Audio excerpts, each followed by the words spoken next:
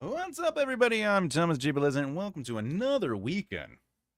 That's right. Today is literally the new year, January the 3rd, 2026. This is the first live of the year. And we do lives every Saturday and Sunday, 2 p.m. Eastern Standard Time. Now, you might be thinking, Thomas, what are we doing today? Well, I'm going to get into it because that's what we do here. All right. Today's lesson is when and how to fire your literary agent or publisher professionally. Why? Because it happens sometimes. So we're going to wait for a few more people to jump in, and then we're going to go into the discussion. Now, keep in mind, feel free to ask questions as we go through the lesson. I'm just going to read through my what I wrote, and then, but feel free to ask as I read, because obviously this is a pushback, a give and take, a fun Discord, a fun Discord. So let's get into it. Let's get into it. Yeah. For many authors, okay, landing a literary agent or publisher deal feels like the ultimate milestone. Let's be honest. It's a validation of your hard work and a gateway to professional success, right? There's a lot of stigma on it, but also at the same time, there's a lot of, hey, if you're published or you have an agent, you're up here, right? Like it has that mentality. So sometimes it's difficult to leave the agent or the publisher because we're like, it took so long to get here, right? But an agent, ultimately, if you don't know what an agent is versus publisher, etc., an agent's job is essentially to advocate for you. They negotiate contracts, they open doors to specific editors, etc. Now, a publisher, on the other hand, they handle your editing, your design, your production, distribution, and marketing. Sometimes, not always, but sometimes, okay? Now, more importantly, they are going to work to turn your manuscript into a very polished product and put it on the bookshelves, okay? But these are ultimately partnerships, okay? Partnerships that can transform, basically provide expertise, credibility in some standards. Hey, you have an agent. Oh, you're published. Okay, that automatically puts you in a place, right? However, this credibility, these resources, etc., are relationships and they should be evolving. But sometimes they no longer serve your career, or more importantly, you don't serve the agent or the publisher, meaning like your paths are diverging, right? So, the whole point of this lesson today. Oh, what is up, flowers? Yeah. Oh, SB is listening in the background. So is Melos. All right. So my point is this. Sometimes we have an agent, sometimes we have a publisher. But staying in a mismatched or unproductive partnership can still create a stalled growth just because you have the agent, just because you have the publisher doesn't mean it's going to affect your career if it starts pushing back on your goals. Or more importantly, the relationship isn't working both ways. You're not giving them what they need, and they're not giving you what you need. And ultimately, it becomes a waste of time, precious time that we don't necessarily have lots of. So you need to learn how to recognize when it's time to part ways because this is a strength. Okay. So knowing how to do it gracefully, however, will also protect your reputation, especially because it's a tight knit industry. Publishers and agents, there's only so many, and they're very, very close. And agents, by the way, are always switching and jumping and leaving and doing, right? They're always moving from one place to another. They're always trying to get up. So you might have an agent in one company, right? And or you might have an agent that's just starting out and they you were with them when they first started, but then you guys passed part ways and it didn't go very well, and and then like 5 years later you send out to another agency and it turns out they work at that agency, right? So rule number one of networking is be nice to everybody. You never know who someone is or knows. So even when you have a really good relationship or a poor relationship with an agent or a publisher, your job is not to end on a negative. So I'm going to cover some of these skills and things that you can do when breaking ties, but I will also go over 2 professional ways to fire your agent or publisher without burning those bridges. So let's get into it because that's what we're here to do. All right, the first thing we're going to talk about is signs that you should indeed break ties because there will come a time, I'm telling you, there will come a time when you need to break those ties. You need to stop working with that person because it's going to do nothing for your career. It's only going to slow it down. But more importantly, you're going to slow it down for them, right? And that's the thing. You want a relationship that is working on both ends. But the first thing, um, when you're deciding to end a professional relationship, first of all, it's never easy. Again, getting a publisher or an agent is difficult.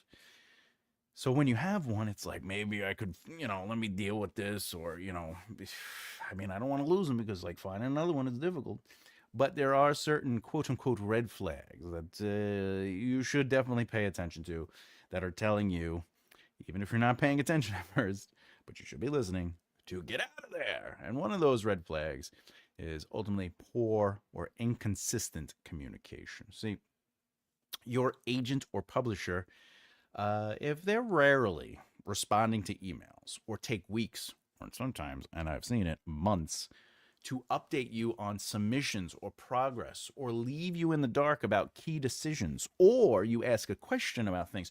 Or I was in a situation once where I had an agent come on. We were talking about a television show opportunity, and I got all the way to the room. I got all the way to the interest of execs, and they said, "All right, let's get to give us your information of your agent, and we'll take it to the next level."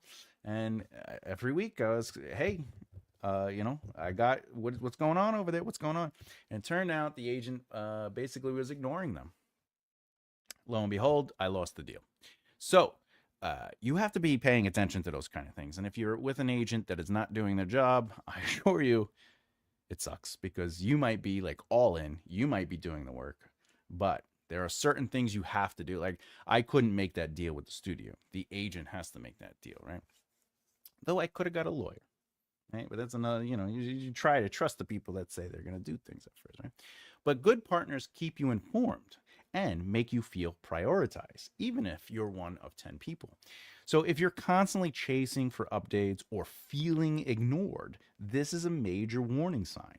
No agent or publisher is better than one who makes you feel unsupported. And honestly, if you start feeling like that, it's okay to move on. Now, the second red flag, as one might say, okay, ultimately, and let's get serious with this, okay? Uh, boop, is the thing. Boop, lack of enthusiasm or forward momentum. This one aggravates me because, sometimes you have ideas for your career. You go, all right, I want these certain things to work in line, and an agent or a manager or even your publisher should be working towards that. So obviously, if you have goals to do something with romance novels, and they're telling you, hey, we should really lean into this romantasy stuff, or we should, have you ever thought about doing a thriller? They're not really on your side. They should be excited for the thing you want to work on, right? So, but this could also turn into submission dragging, where there's no result. Like if you give it to an agent and they're like, yeah, I'm going to send out stuff, right? And then it's like, hey, have you sent those stuff out? And they're like, I'll get to it. It's time to say, hey, this might not be working out.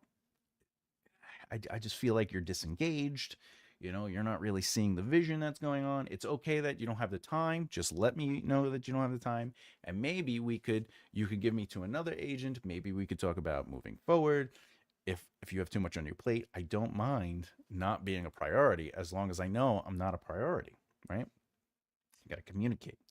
But the point is, just like I had with the studio, if deals freeze, if there's no movement, okay, it stops it. People need answers now. Like, give me the answers. And if their enthusiasm isn't the same level as yours, or at least close to it, it might not be a good fit. And it might be time to do what we call ixnay on the agent A. Which brings us to the third red flag. We got a third red flag. Do do do do. All right. It's ultimately a fundamental mismatch in vision or goal. So you want to pivot genres. You're like, hey, I've been writing in this one genre for a while. I want to sort of play with this other new genre.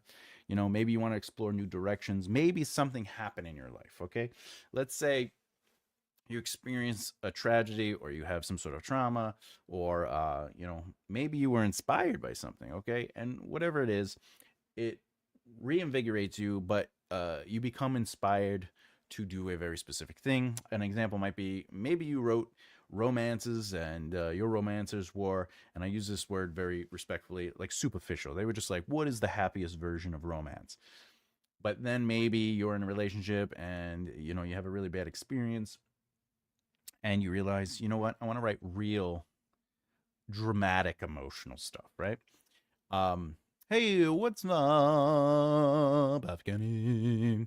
So, your new goal, your new vision is to focus on more dramatic relationship ideals. Which, what is the big difference? Well, romance ends with a happily ever after, whereas dramatic stuff could have a happily ever after, but it's really more about exploring the characters. So then, if your agent or publisher is like, hey, these romances are going much better. No, do you really want to jump the boat? And the reality of it is, the dramatic form of the love story versus the romance, they're very close in style, so it's not a huge leap. So if they're a little uncomfortable with that, it'd be weird. Also, it could go the other way. You write romance and you're like, I want to go into romantasy, right? Again, they're very close related.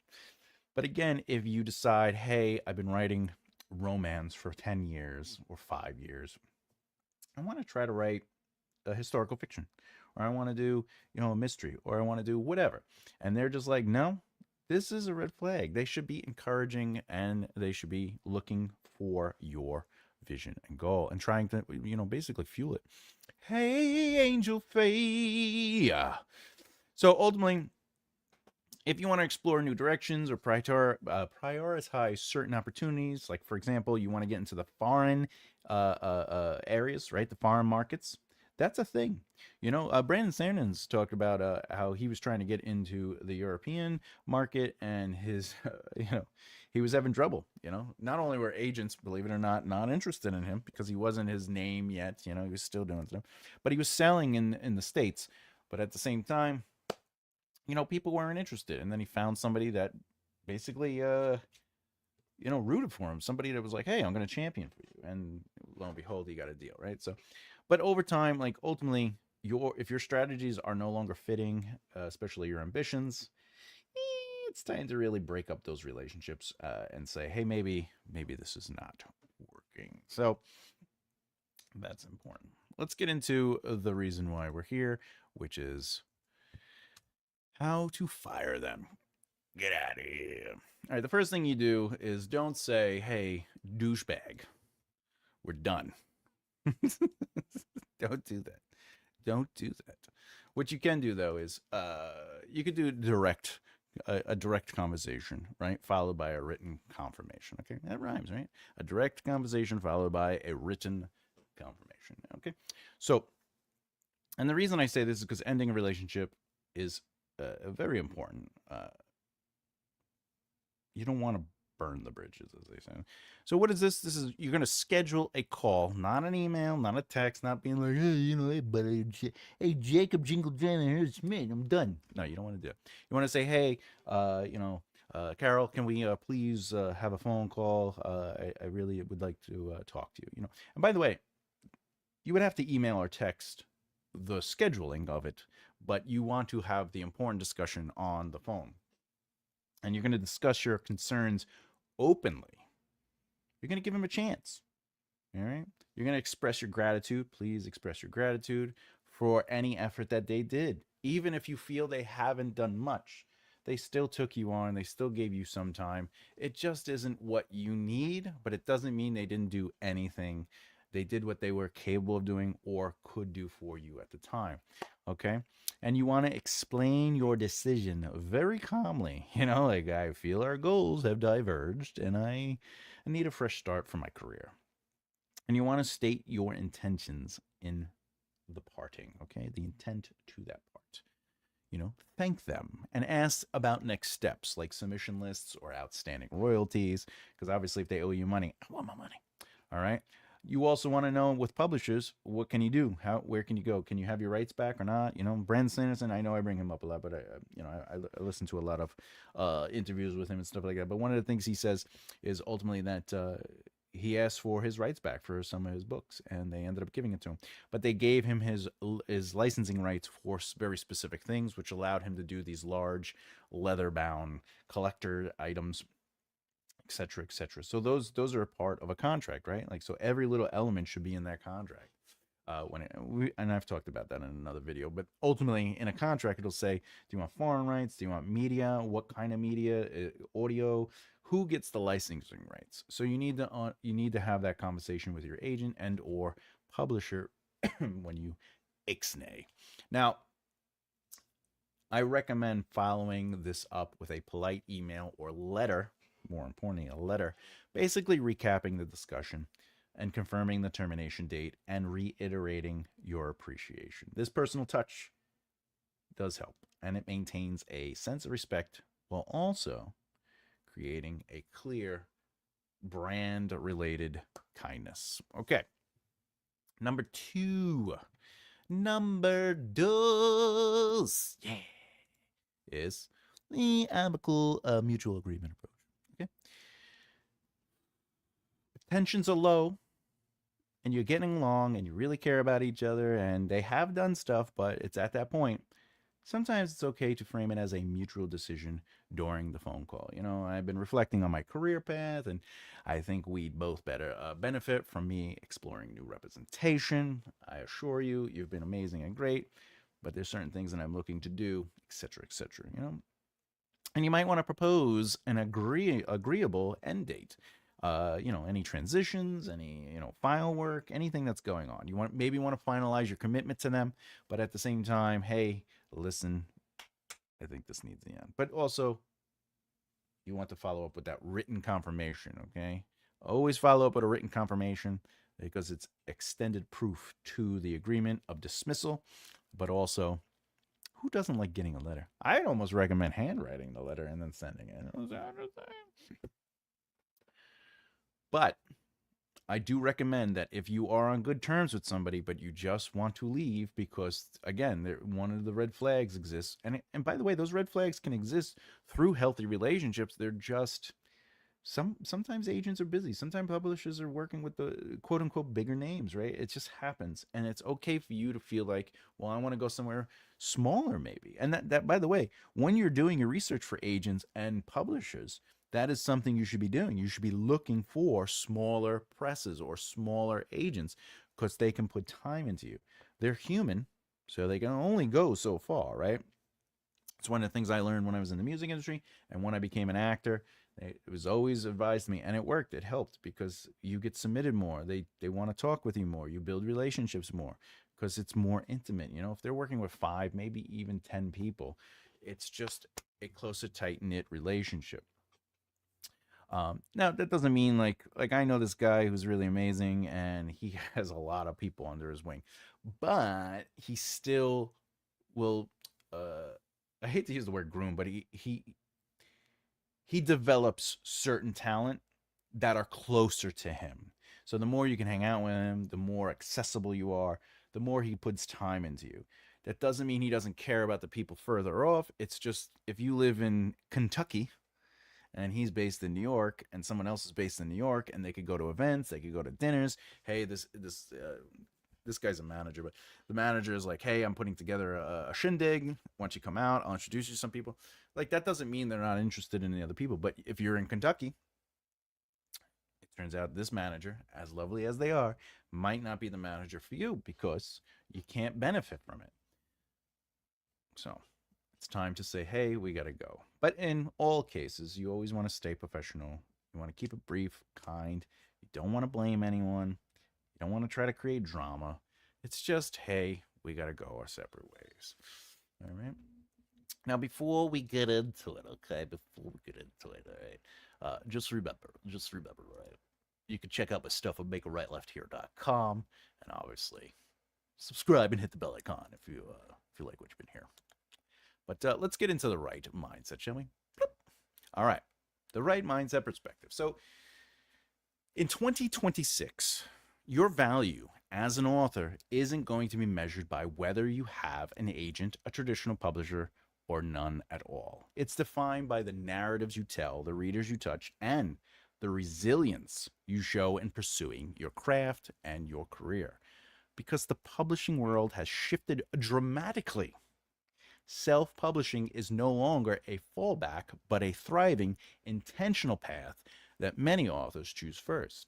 Believe it or not, indie authors are dominating bestseller lists, building devoted fan base through direct connections or platforms such as TikTok, however, that is up in the air right now, their newsletters and other social media platforms, and often earning higher medium incomes as per the data than their traditionally published counterparts. Recent surveys show full time self publishers, okay, are averaging around $12,000 to $24,000 annually from book sales alone, with top earners reaching six figures. Okay, that's pretty crazy for self publishing, right? So, if I were you, I would look at the inspiring journeys of authors like, Carolyn Hoover, who started by self publishing while working low wage jobs and went on to become a global phenomenon, or Andy Weir, whose indie success with The Martian led to a massive deals after proving reader demand. But the truth of the matter is, countless others have quietly built sustainable careers selling millions independently or transitioning to hybrid models that blend the best of both worlds. Basically, I am writing nonfiction, but I'm going to be published through the fiction. Like, you could approach it that way, or the other way. I'm going to self publish fiction, but I will go publisher nonfiction. And ultimately, as a self publisher, you get to maintain creative control. You get higher royalties, up to 70%, and professional support without all that gatekeeping. The internet has opened the doors on everything. Tools for editing, design, global distribution, and marketing are literally at your fingertips. You can launch a book in weeks. You can change genres if you so determine, and you could experiment with pricing, or you can generate and develop lifelong readership and relationships. So whether you thrive traditionally or go fully indie, or mix approaches as a hybrid author, none of it diminishes your legacy or talent. What matters is your commitment to growth and what you believe in.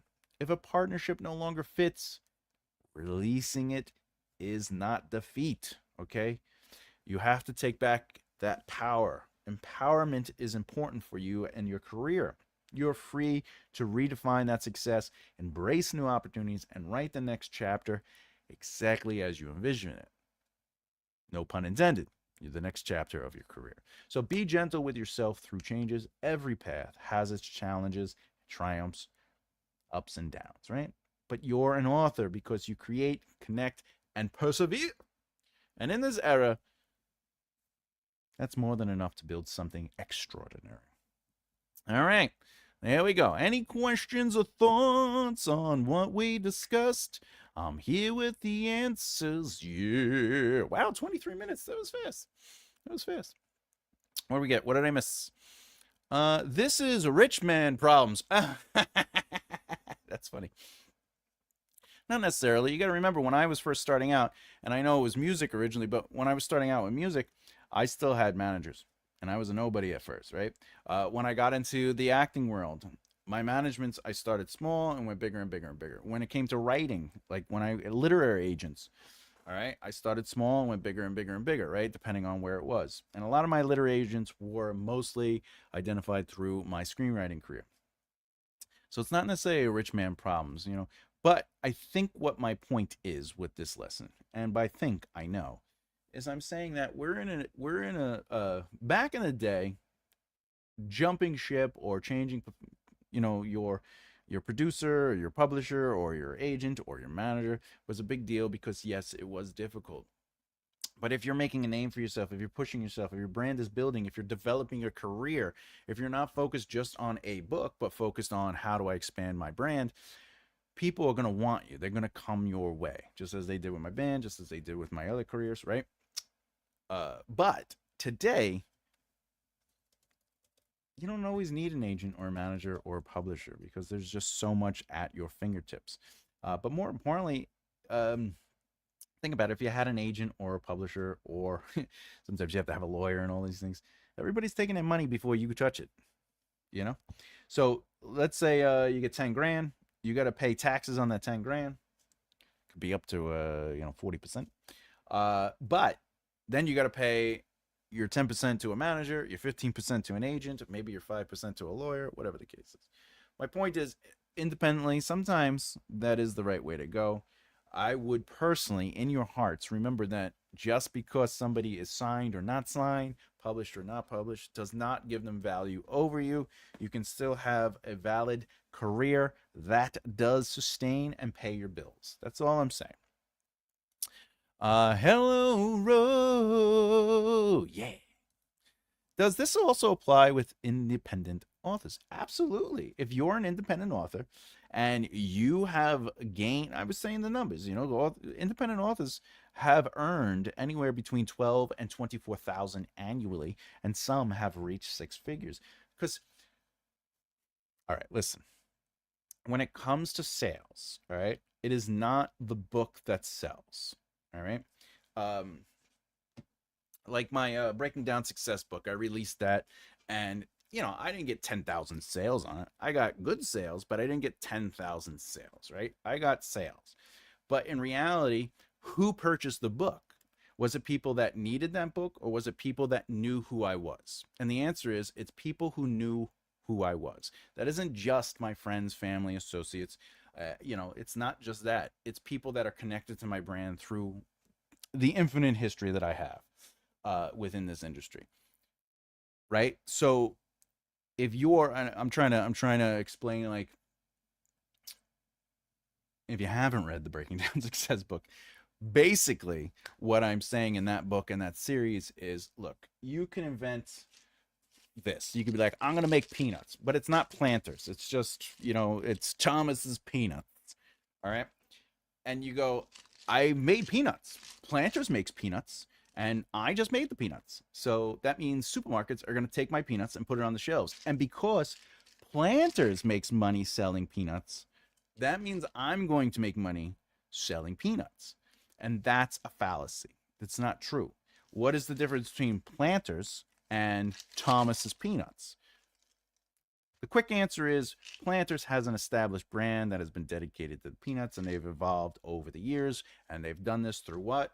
Very good. Marketing. They've done advertisement and marketing. What is the big difference? Advertisement is, hey, we have peanuts, Planters peanuts, but advertising is also representing the brand through presentation. So what is brand? Brand is what marketing is. Marketing is developing a brand to basically build awareness that creates interest and ultimately generates sales. So if you're writing a book as an independent author and the only thing you're focused on is the book, you're probably not going to sell a lot of books. If you focus on your brand, who you are, your thoughts and opinions, the things you write about, if you put some money into advertisement, if you get involved with missions, all these things, then your book is going to sell more because the book isn't selling. Your relationship with the audience is what's selling the book. Hope that helped, my friend. All right. And what? Oh, and we tell people how it helped us, and they get it and tell people how it helped them. That's right. Yes, what Ro is talking about is one of the top ways. I'm going to use the word sales, but one of the top ways to lead the sales. It's called third party introduction. How does it work? Well, if you have siblings, you know that if your elder sibling says, hey, you got to listen to this band, I'm loving this band, you're most likely going to try to listen to the band, but you're going in with the imprinted or impressed emotional truth that you have with the relationship with your sibling.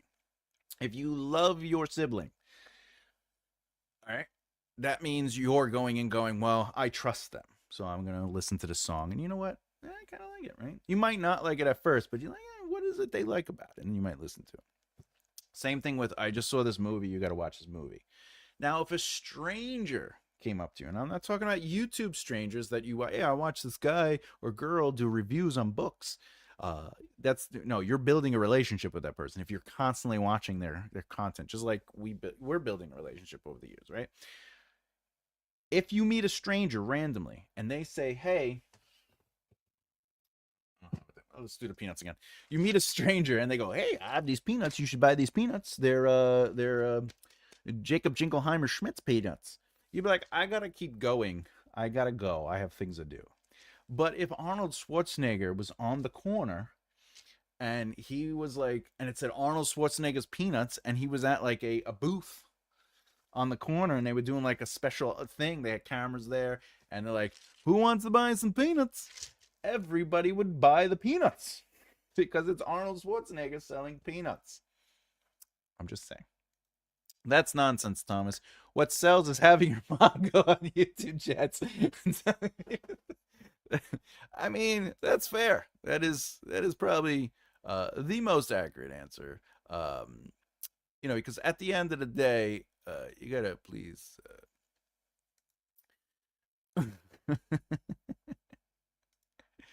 Only if he lines them with gold. That's right. Buy. You got to buy Arnold's nuts. Get to the chopper. Uh, yeah, yeah. It is what it is. I've talked about this at colleges and other things, and it's always funny because people always be like, "No, I just gotta do the thing the best, and people will buy it." So, and I always say the same thing you hear me saying on here. I go, "All right, great. Whatever it is you do, do it, but then just put it in the closet, and you tell me. I want you to message. I will pay you $1,000 for every stranger that randomly knocks on your door to purchase the item." And then they always say the same thing. "Well, I would tell people about it." I go, "Well, that has nothing to do with the thing you made. That's marketing." "What? No, I'm telling them to buy my book because it's great." Yeah, but they don't know who you are. They so there's no trust. They didn't read the book. So the greatness of the book has no bearing on the sale. You know what I'm saying? Like that, you can't just be like, "I made these peanuts. I'm gonna leave them right over here," and then people dum dum dum dum, they're knocking, and you're like, "Oh, everybody knows about my peanuts." But the moment you tell someone, "Hey, I got peanuts," or "I got a book," that is marketing. That is not "my book is great." Now, if you have any relationship with this person, any kind of relationship, being you kind of know them, or you've interacted with them a little bit, that's starting something, right? And if they like what you see, or your interactions led them to pay attention to you, and you go, "Oh, I just made a thing of peanuts," they might be like, "Hey," there's a greater chance that they'll be like, "Well, what's the deal with your peanuts?" Right? "What's the deal with your book?" But if you have no relationship with them whatsoever, and I'm not saying you have to go out and hang out with them, I'm saying, no branding building, no brand relationship, they're not going to buy it just because it's amazing. It just doesn't work that way. If it did, my music career would have been even further ahead because every single person on earth would have liked it just because I created it. They would have been like, "I think Tom has finished another song." They'd be psychically connected to it. But that's just not how I have to be like, "Hey, I did this thing." And then depending on the relationship, they'll be like, "Well, I definitely want to." Like when we used to play music shows, right? In the beginning, the people that showed up were our girlfriends, uh, sometimes our parents, and occasionally a second bartender. But as we developed a relationship within the scene, what would happen is we became friends with musicians and other bands. So then those bands started coming just to hang out with us because we started going to their shows. And then what happened there is the people that are friends with those bands, not their fans, but their friends, would start showing up with the band members because the band members would be like, "You got to come check out this band." And they have a relationship. Then they would show up, and then that started growing our fan base locally. Okay, because there was lots of times we played big shows, like big festivals, where it was anywhere from 1,000 to 8,000 people, and I could assure you, We didn't leave there with 8,000 new fans. Doesn't matter how good you are. Why? Because Testament is playing, or, much larger bands. Jack Panzer's playing, bands that no matter how good we are, we're not. That's why when Metallica toured with Ozzy Osbourne, Ozzy had to kick Metallica off the tour because Metallica came on first and blew away the show. Because that's just how it is. All right. Sometimes you got to remember, brands are brands. But my point is, when I started doing acting, my music fans came and started watching the plays I was in, all the Shakespeare stuff, all the one acts and the two acts, right? When I opened up my theater, my fan base came to my theater. When I started doing comedy, my fan base would come to the comedy. And these are my music fans that decided to follow my career. All right. When I started getting into television, and every time they would see me on the TV, fans would take pictures and be like, "Oh my God, I saw." They sometimes they say, "I saw Telmorn," or they'll say Thomas because Telmorn was my music name. But my point is, you can't just make something and just be like, "I made it. It's awesome," and then on Facebook be like, "Hey, I have a book," right?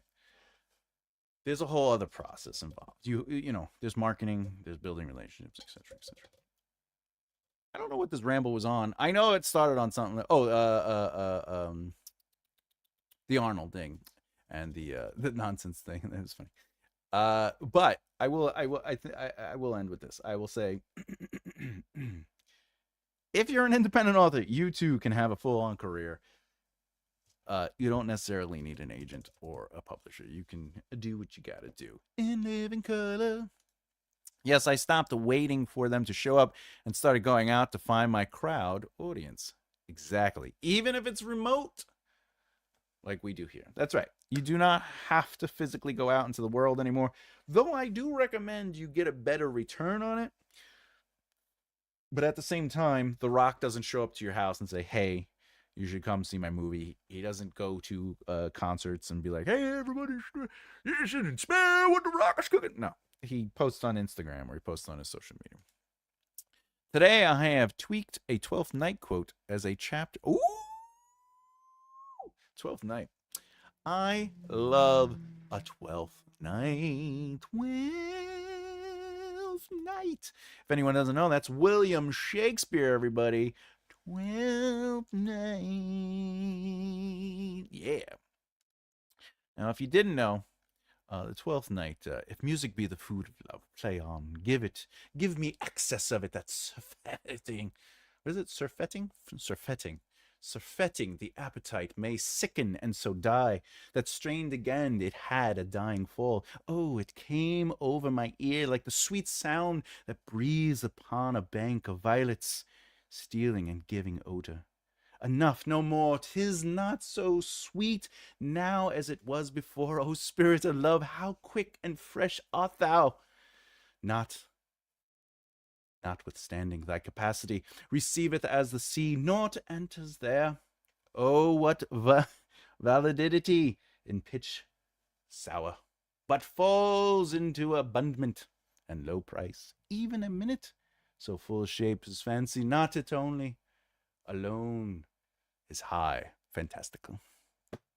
That's my favorite play, by the way, 12th Night. All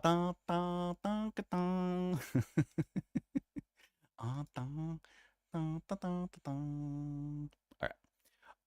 Any questions about any other questions? Any other questions? Do you have the time?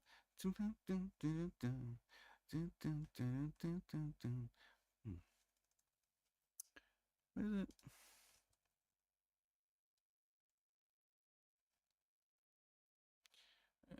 One second. What is his name? Oh, I'm spelling it wrong. I once played Festi in 12th Night. I was the fool, but really the fool. The jester is like the fun part. Festi is like, "Hey, what's up, yo?" He's the one who sings all the songs. He tells all the jokes. I really enjoyed Festi. Festi. All right, what do we got here? What do we got? Yes, it is probably, but I had to be done. It's never sacrilege. Enjoy yourself. Enjoy yourself. Ooh, I like A Midsummer's Night's Dream. Isn't that the one with Viola? Viola. Midsummer's Night Dream. That's the, I think that's the one with Puck and everything, right? Puck. Puck. Right? Puck is in that. I think Puck is in that. Puck.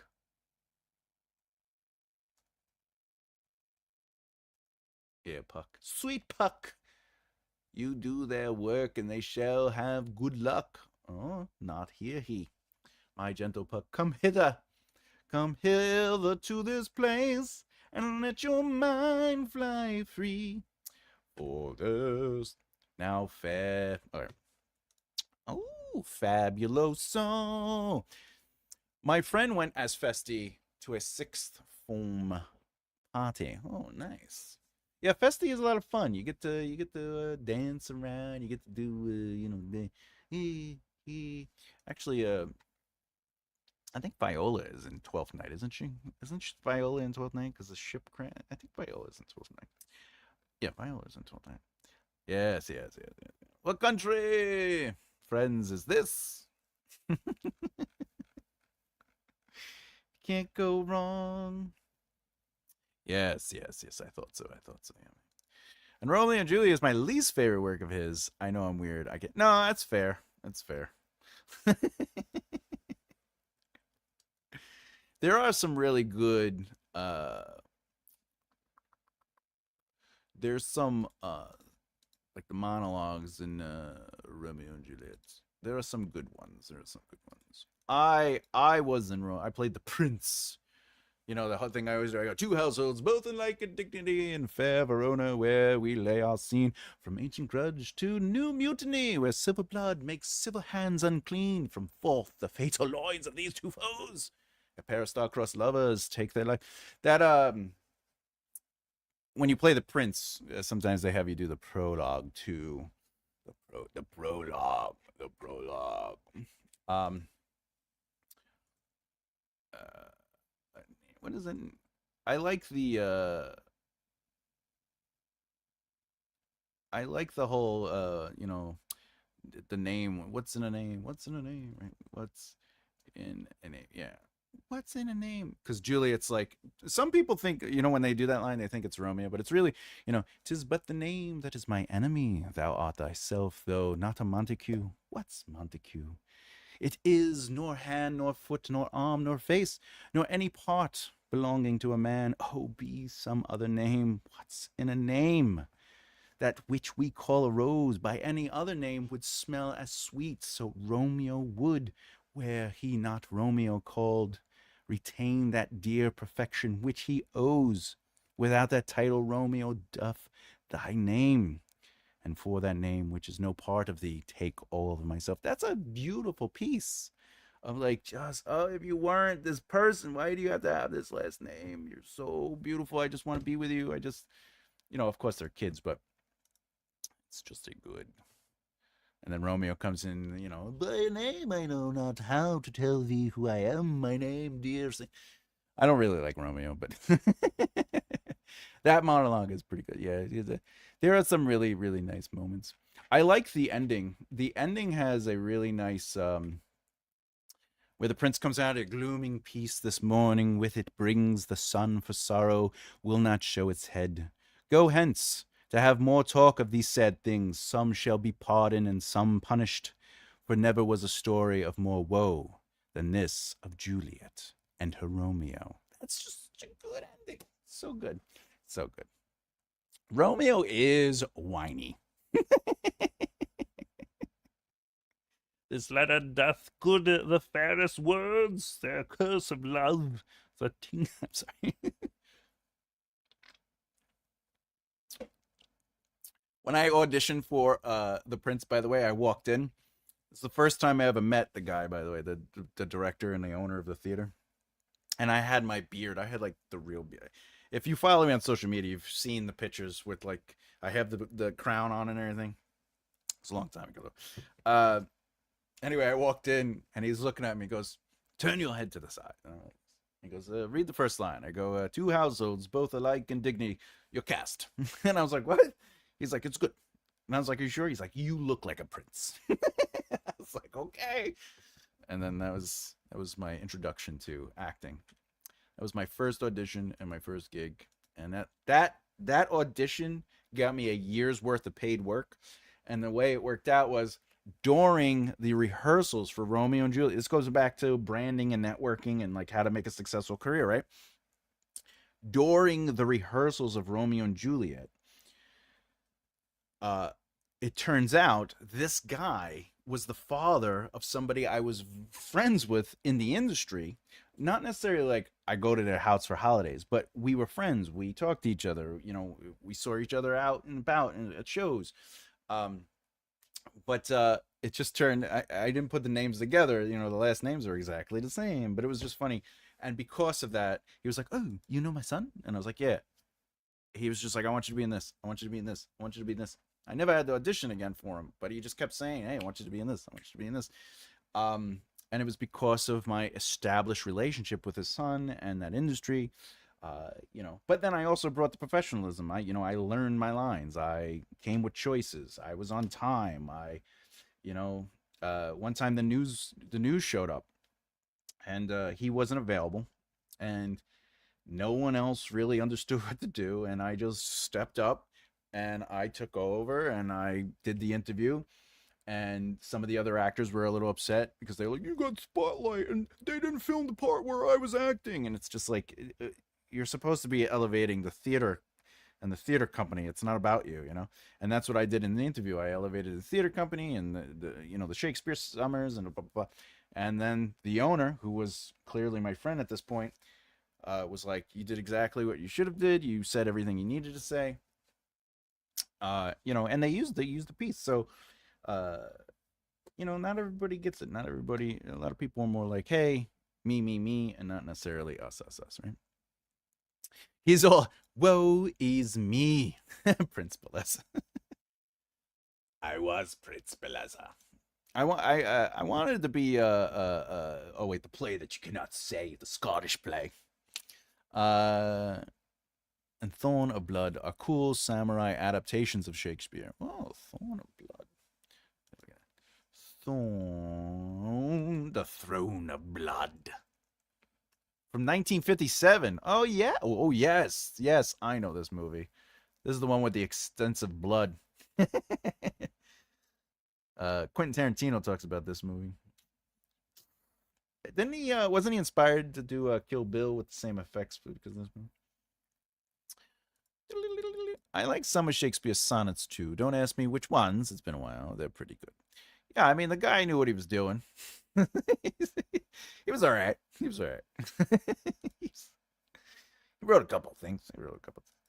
Of course, if you believe the rumors, Shakespeare was actually wasn't he royalty or something like that? He was royalty. Anyway, I had a lot of fun today. Oh, by the way, if anyone doesn't know, if you haven't done so already, we have a poll. What actually teaches you most about writing? And today we have four options. We have reading good and bad books, 45%. We have line editing old work, 9%. And we have honest critique sessions, 27%. And of course, analyzing scenes, 18%. Very good. Very good. Very good. Very good. I like it. I like it. We have 11 votes, though. That's nice. That's nice.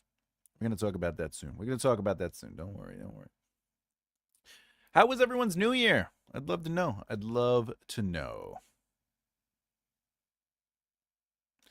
I would love to know how your New Year's went. I did write a poem using his method of embedding the embedding what is pentameter. It was about Princess Di's death, starting with "A rose was laid to rest today." A rose was laid to rest today. But I don't remember the rest. That's the only line I recall. That's a good line. A rose was laid to rest today. I spent it gaming. Noise. Noise. I like it. I like it. All right. I guess let me do my thing. Let me do. Oh, by the way, I don't know if you can you see this. I got the proof. I got the proof. As you can see, I've been reading through it. Been reading through it. Um, I think I could finish this book in probably 4 more days, maybe maybe five. But basically, I've been reading it and then ultimately taking notes and adjusting what I had to. I found a couple of things I had to clean up.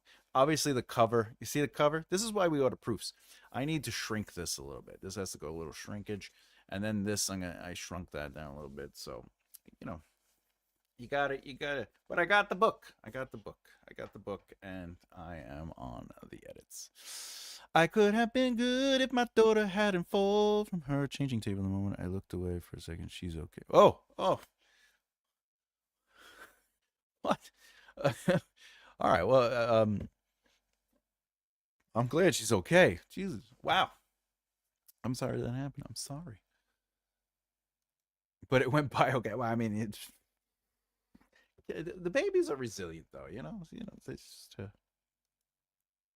I broke my car and wrecked a lot. Wait, you crashed? Did you just crash? Are you driving and texting? What just happened? Well, I hope you're okay. I broke my car and wrecked a lot. I really hope you're okay. Ooh, yeah, I'm excited for the book too. I am very excited for the book. Yeah, I also had to clean up. See this is off. See, this is off, so I had to fix that. But that's why we do it. That's why we get the proof, so we could. I'm glad she. Yeah, I'm glad she's okay. I'm glad your child is okay. Oh, in the game, silly. All right. Look, I don't know. I gotta ask follow-ups. We can't assume. Can't assume. Thanks. She did it before, but from a crib. See, they just want to be stunt children. um. All right, let me do the thing. I know everyone sees this, but I got to do it for after once it goes live. But if anyone doesn't know, I do have 3 books, boom, bang, boom, that are available on makearightleft.here.com. Okay. Now, remember, this book is exclusively available on Patreon. Makearightleft.here.com. You go to the Patreon tab. It is the scribe tier. Now, I've had a lot of fun writing this book. This is book 1 of the epic fantasy series, or I should say saga. However, it is not just a book. Remember, you are also being educated. I talk about the process. I talk about how I work through the changes. I show variations from the short form outline to the extended outline to the to the 0, 1st, and 3rd drafts. So you get to learn a lot. You get asked tons of questions. It's an educational back and forth where I definitely am there to help and elevate. But you also get all the other stuff on Patreon. If you sign up to the scribe tier, you get all the tiers, which includes also a class that I am working on. I was going to do an outlining class, but because there's so much outlining stuff on the YouTube channel, I'm actually going to go to the thing that everybody voted for, which is ultimately how to write prose and how to basically write. So I'm working on that class, and if you are part of the scribe, you get that class. All right, so that's all part of that. And of course, this book, as I said, I am working on the proof. I am cleaning things up, and hopefully we'll get that book out there. And obviously, a Breaking Down Success is currently available as well. Other than that, if you haven't done so already, please bloop the beard and bloop that like button, because all interaction helps elevate the channel. My mom told me I used to try climbing out of my crib. Interesting. My mom used to tell me, get out of my sight. And let me know when you want to do the cover design video talk. Oh, yes. Definitely. I have to put thought into the schedule of that. However, I'm trying to think about it, because I pre-schedule everything out. So it would definitely have to be alive. Are you comfortable being on camera? Do you have good internet? That's another question. So we'll definitely have to make that work. We'll talk about that. You have my email, right? Email me, and then we could start a thread on it. Apparently, I wanted to escape and explore. I mean, sometimes what else is there? You're just staring at a crib all day, or like, whatever, you're laying on your stomach, and you're like, I just want to get up and drive. I want to get out of here. I do stream, so no problem with the cameras. Yes. All right, that's fair. That's fair. Let me. Yeah. Email me, and then we could start a dialogue on it, just so I'm not going through my schedule right now and being like bloop, bloop, bloop, bloop, bloop, bloop, bloop, bloop, bloop, bloop, bloop, bloop, bloop. Your email is on your Facebook page, right? No, you could just email me through my website. But if you don't have it now, it's up. Oh, you know what? You know what I could do? Watch this. Watch this. Watch the screen. Just watch the screen. This is my. This is my email. This is my email. There you go. Boop. Just write that down. Send me an email. Just send me an email. All right. Yeah. I try not to put the email out there as much as I can because I get so many stupid. Hey, I'll review your book for $180, and it'll go on my Instagram. Your YouTube channel is amazing, but I can make it greater if you just pay me $300. I'll do your thumbnails, and I'll make. Look at, I got 1 billion views on this. I don't need those emails. Does anyone know? Does anyone? All right, let's talk about it. Let's get into it. Poll. Oh yeah, yeah. Those they get annoying. They get very annoying. What actually teaches you the most about writing? All right, we have 12 votes. Let's talk about. Oh, I chose reading good and bad books. Analyzing scenes was my second choice. Excellent. By the way, there is no right or wrong choice. I'm just going to go through and talk about it. So, what actually teaches you? Oh, what do we got there? Those are just scams when you can do it yourself. Yeah, definitely, definitely. I would say so. Scammy-dammy-doos. All right, what actually teaches you the most about writing? Right now, we have 42% with reading good and bad books. This is excellent. And by the way, I still stand by you don't have to just read books to be a great writer. You can watch mediums, television, film, you could read plays, you could read screenplays, you can listen to audiobooks. The point is to consume narrative and consume anything that you can that is storytelling, even the oral storytelling. And the reason is because you're trying to look for patterns and structure and what excites you, what you like, what you don't like, because that also helps you with your voice. As an author, you're trying to present your ideas through the things that matter to you. So the way I write, the cinematic element of it, is because I like that kind of feel in writing. I'm not really a fan of exposition. That doesn't mean you can't write exposition. And when I say exposition, by the way, I'm not saying like, don't tell people stuff. I'm saying the chunks of exposition where it's just like, oh, this door, how it was born and raised as a tree in the 14th century and cut down my great, great, great, great, great grandfather. Like I don't care about that stuff.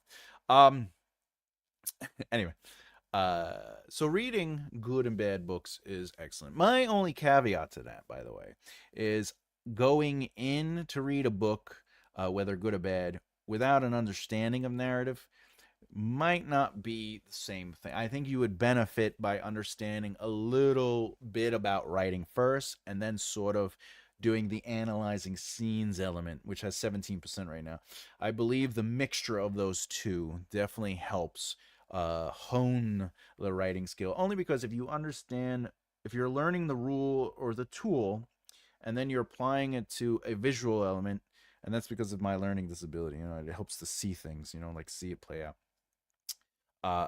But then analyzing it and breaking it down, I think understanding that element of it is where, for me at least, where I developed my understanding of story and how I was able to sort of articulate ideas into the patterns and the emotional truths and all these other things that I learned over the years.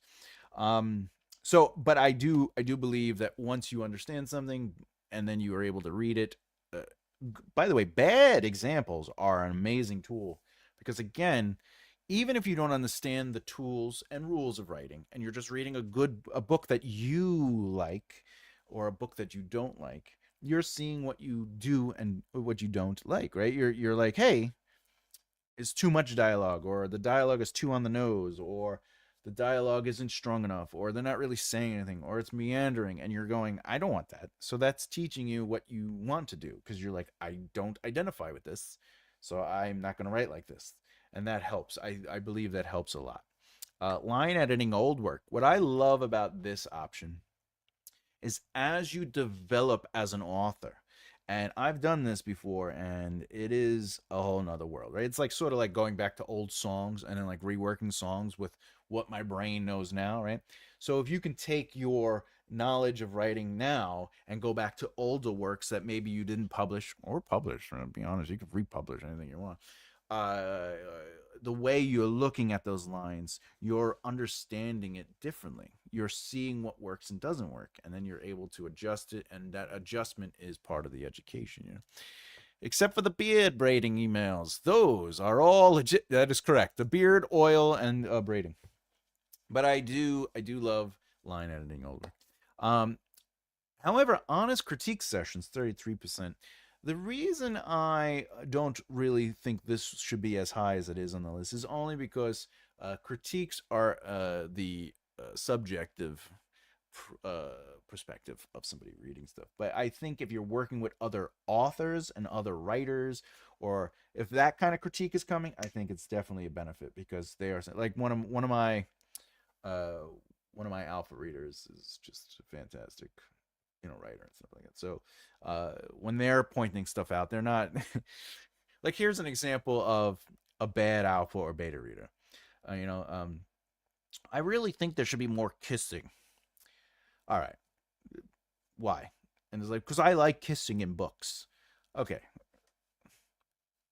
I don't give a crap. That isn't helping me. Like, what about the book you're reading? Can we talk about the book you're reading? Because when people start giving you like notes on the book they want to read or the book they would write, they're not actually helping you. So you got to be careful with the honest critique sessions. Is the information coming back through the lens of somebody who is actually reading what you wrote and they're giving you feedback on what exists within that world? Or are they like, it'd be really cool if you had spaceships, and you're like, it's dragons and magic. Yeah, but a spaceship would be really cool. All right, thanks for your advice. And then finally, analyzing scenes. So I've talked about that a little bit, so 17%. So that's pretty good. Again, there are no right answers or wrong answers. But analyzing scenes is something where you can take the knowledge you've learned and really kind of put it down. So when I do those pros on prose videos where I'm looking at old writing and I'm going through what is the sentence length, are they using logical narrative movement? Are they setting up the beginning? Are they playing with the middle to create a conflict? Are they resolving the scene forward? Like, all of that definitely helps develop your craft. But with that said, boop, there we go. Results. I would run my ideas across my mother, and she would say, "Oh, that's been done before. You need to be unique." So I stopped asking her opinion. That is the best thing you could have done. And let me tell you why, by the way, not just you, but everybody out there. Uh, that is an example of really stifling the creative process, because it's not helpful. And there's remember, there are only 7 stories in the world, okay? And those stories are, if I may, okay, we have we have overcoming the monster, okay? All right, that's overcoming the monster. We have rags to riches. We have the quest. We have voyage and return. We have rebirth. We have comedy, and then of course we have tragedy. And you might be saying, what? And that's because there are no unique stories when it comes to those 7 beats, right? Those 7 ideas.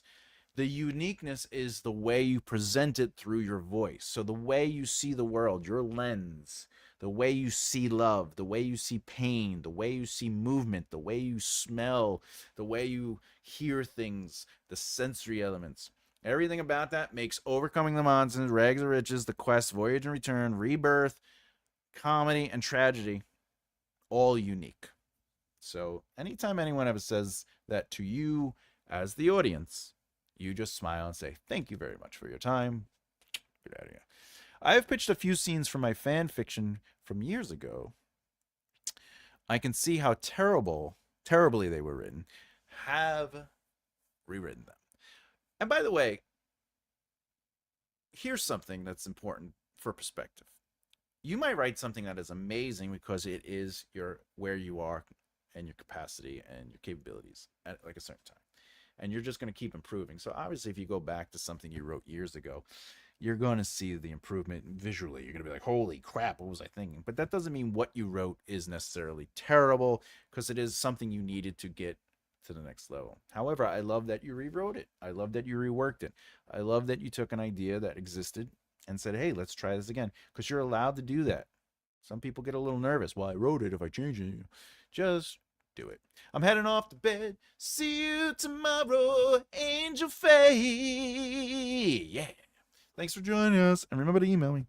Um, by the way, if you want, uh, if you want me to, let me go over the seven stories, just so we could understand it. If you've never heard of this, right? If you ever heard of a author named Christopher Booker, he wrote the Theory of Seven Basic Plots. Good night, Angel Faye. All narratives basically fit into a fundamental framework, basically. Okay. So Overcoming the Monster, what is this? This isn't just like a monster mind. Like, it isn't like we're fighting Godzilla, right? It's just that the hero, the protagonist, fights like a great villain, like a rah. And that villain could be anything from what Beowulf dealt with, which is a literal demon that turns into and his son who becomes the dragon, right? Or Star Wars, right? Star Wars is overcoming the monster because of Darth Vader and the evil of the Empire. Is ultimately overcoming the monster, the power. Rags to Riches. If you don't know this story, this would be Pretty Woman. This would be Cinderella. This would be things like this. If you ever seen Slumdog Millionaire, where he journeys through his life and everything he experiences ends up being the answer to a question. Fantastic premise of a movie. The other one is The Quest. If you don't know what this is, you may have seen a small movie. We talked about this not just recently, but The Lord of the Rings, Raiders of the Lost Ark. One of my favorite movies, which would be The Last Crusade. All right. Those are all like The Quest, where basically the protagonist is seeking something out. Darth Vader overcomes his internal darkness after much torture. I am a fan of Vader, not so much Luke Skywalker. I agree with that. But the only reason that it is an overcoming the monsters is because the POV is Luke and the rebels. If it was Darth Vader's story, that would probably be Rebirth, which is the next thing. Rebirth is a dark force or characters redeemed. So if Star Wars was told through Vader's perspective, his POV, then it would be considered a rebirth and not overcoming the monster. But again, A Christmas Carol, Rebirth, Beauty and the Beast, Rebirth, etc., etc. That makes my whip the quest then. Yeah, if they're seeking something and facing challenges to accomplish what they seek, that would be the quest. What else is there? The comedy. Comedy, if you don't know what comedy is, ultimately, comedy, and this is why Ben Stiller movies annoy me, is because, I mean, it's comedy, right? Comedy is based on misunderstandings. It's based on confusion. It's based on, like they don't talk it through, right? They, whatever the case is. But, very importantly, comedy must lead to celebration. So whatever is, if the confusion or the misunderstandings or just miscommunication, doesn't necessarily lead to a celebration, then it is what we would call a tragedy, where basically a good person falls from grace, or it could be due to a fatal flaw, or a tragic. What's the word I'm looking for? Basically, like Gladiator. In Gladiator, his failure is because he has honor for his fan. So like he dies for the honor of what he believes in. He still wins, but but tragedy would be. And talking about Shakespeare, we got Hamlet, and of course, the Macbeth and stuff like that. Cinderella would be rags to riches, correct? And the reason is because she starts off as Cinderella, Cinderella, quite controlly, Cinderella, right? Cinderella, do the dishes. Cinderella, clean the floors, and then she marries a prince, and she goes from basically rags to riches. So those are the seven things. So look at your narrative, and I assure you, it is one of those. But I will say this: the central conflict, or what I like to call the protagonist's central character arc, is going to drive the narrative with one of those. They're going to be like, hey, we're one of these seven, right? But that doesn't mean that your sub arcs or subplots aren't another thing. You know what I'm saying? So a character, let's say the central Beverly Hillbillies would be rags to riches. Correct. That would be rags to riches. Let's say you have a story. The central conflict is ultimately the quest, where they are going out to find the sword of bloop bloop. Okay, you got to find the sword of bloop bloop. All right, and then on their quest to find the sword of bloop bloop, there is another character dealing with rebirth. They have something about them. They're a part of the protagonist group, but they're a douchebag. They're a douchebag, right? But then they redeem themselves by the end. More importantly, you might have somebody. You might have a tragic ending, not necessarily to the main protagonist, but to another character, right? So it's not that you can't have multiple ideas within one main narrative. You can. It's just that there are really only seven. It really is only seven. Did you know Bloop Bloop is taller than my characters? Oh, uh, I guess. Oh, well, did you? There are two different sizes. I made my characters do it. There are two different sizes, but I did not know that. I noticed this morning when I was boiling the kettle. Um, Take a picture for me. Let me see that. Obviously, keep it private. Keep it private. I'd like to see that. It's probably yeah, because there is a bigger size. Same mug, slightly taller, slightly taller. Probably ate its Wheaties. Let's be honest. Cinderella, the egotistical relatives plot. Yeah, that's right. I will get the ruler out tomorrow. Well, all right. Well, now you just sound like my ex girl. All right. Damn, I gotta go. All right. What about Pride and Prejudice? Where would that fall? Pride and Prejudice. Yeah.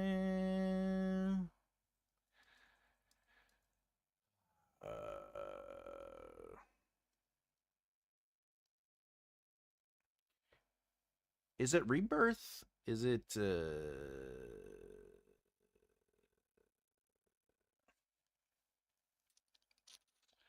Rebirth? I'm trying to think here.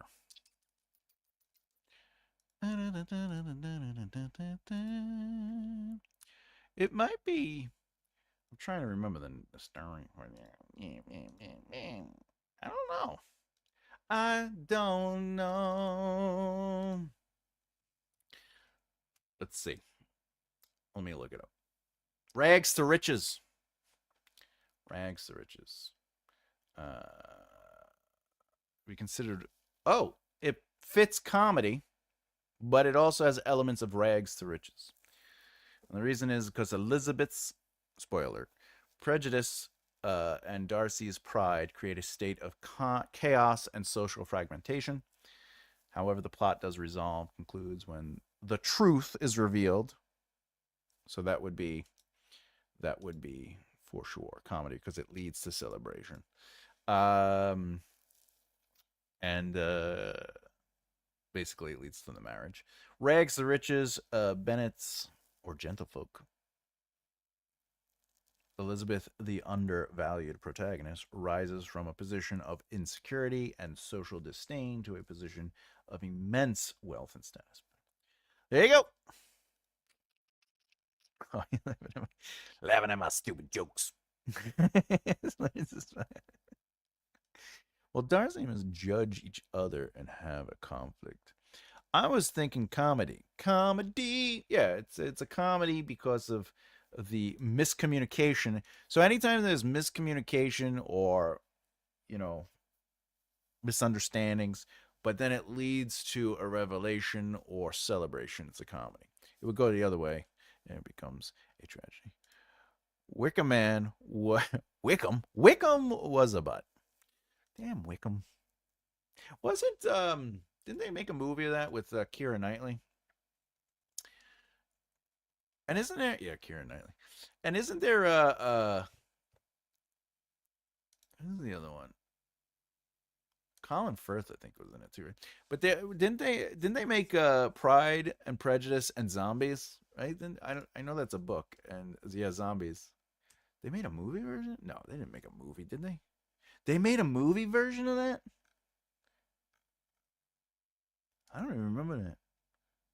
Oh, look at that. They really did. Pride and Prejudice and Zombies. That's funny.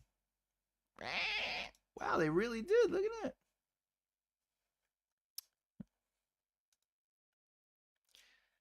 Oh, yeah. A&E with Colin Firth. 1995. I can't believe how old that is. That's crazy. That's so crazy. Pride and Prejudice and Zombies was made in 2016, if anyone cares. I'm just saying, putting that out there. Pride and Prejudice. Anyway, here's a fun game. What do you think? What do you think your story is written? Everyone in the audience, I would love to hear. What do you think of the seven narratives? Do you feel is the primary narrative that you're telling? Let me know in the comments below.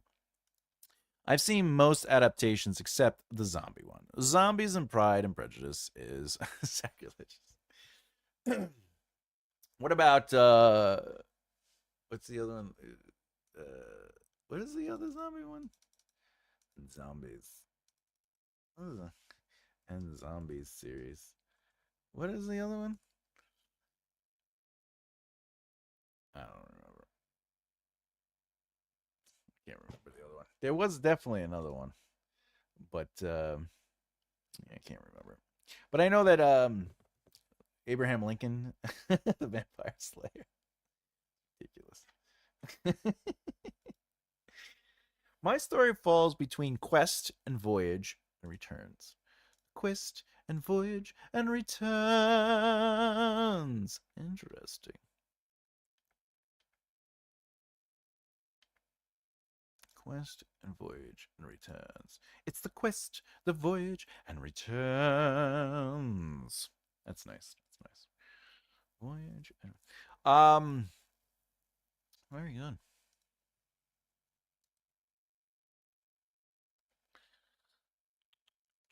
That sounds fun. So it's like uh yeah, because the voyage and return is that that's like the Odyssey or Alice in Wonderland. Oh yeah, I forgot to mention that one, right? Did I not mention that one? That one is yeah, so that one is like they travel to a strange land, they face challenges, and then of course they return changed. So that's important. The quest they don't necessarily have to return, but the voyage they go and they return would be voyage and return. This is why Raiders of the Lost Ark isn't a voyage and return because even though they're going on a quest and there are challenges, they don't actually return back home. Like it doesn't end where they started. But something like the Odyssey or Alice in Wonderland, where or even what's the there's no place like home. There's no place like home. Wizard of Oz. That would be a voyage and return. She goes to a strange off world. She experiences it, and then she comes home. She goes, "It was all a dream, but you were there, and you were not sure. If we're talking about the one you're working on right now, sir, that would probably be a tragedy. Tragedy. Because of the ending. But we don't want to give it away. But I think yours would be a tragedy. What do you mean? Yeah. Yeah. Yeah. It could also be overcoming the monster. There's this. Yeah, you know what? It might be actually yours might be more overcoming the monster because I don't think there's a your character doesn't have a flaw like that. I loved Bride Bride and Prejudice, and there was another modern adaptation that I enjoyed a lot. Yeah, I think once sometimes when you hey, look, it's Kenny. Mine, yeah, no, I agree with that. I agree with that. Mine feels like a blend. Yeah, there is a blend. Well, again, there's like the main narrative arc that has, right, but you there will always be other elements into it. Other elements. I'm not sure where my fiction book falls. I think quest because her father sent her on a quest with the hero after his death. That could be quest as long as they don't return. If they return back to the kingdom or return back to where they started as a changed person, then that's voyage and return. Hey, Tom, what's up, Kenny Murdoch? If anyone doesn't know, Mr. Murdoch, what is up? What is it? Arc? Kenny Murdoch. Murdoch Arc? Murder? Kenny the Murder Murdoch. Arc? Murd? Am I saying that wrong? I know Kenny Murdoch. Kenny Murdoch Arc. Arc. Hey, Thomas, working and lurking. Thanks for sitting in, my friend. Kenny's a very funny guy, by the way. Very funny guy. Archive. It's all my old stuff. Oh, I get it. Archive. So Kenny Murdoch archive. It's all my old stuff. I like it. I like it. Mostly he's matchmaking from the grave. Who isn't? That might be rags to riches. If there's matchmaking involved, did they go from not being secure and they're living in a not so good life, and then they are now dealing with plenty. That might be. But anyway, my point is, it doesn't really matter. Like when people say, "Oh, I want, someone's going to steal my story or steal my narrative." In reality, there are only 7 narratives. So we've, at this point, have told every kind of narrative there is, which is 7, in almost every way we possibly could. The only difference is, and that's why I do the Rewrite the Great series, is because I'm showing you that even though a book is written, the way we perceive the world is going to influence our author voice, which in turn influences the way we experience the narrative. So, and this was something I was told when I was like working in the film and television industry. Is like no one's gonna write like Quentin Tarantino. You know what I'm saying? No one is gonna write like J.J. Abrams. Nobody is gonna write like George Lucas. No one is gonna write right, but somebody could write. Uh, what is that one? Harry. Harry was in. J.J. Abrams. His first movie was it? Harry movie. Right? He what's it called? What's it called? It was with Harrison Ford. Very good movie. Harrison Ford and John Leguizamo was in it. Regarding Henry, very good movie. 1991 drum.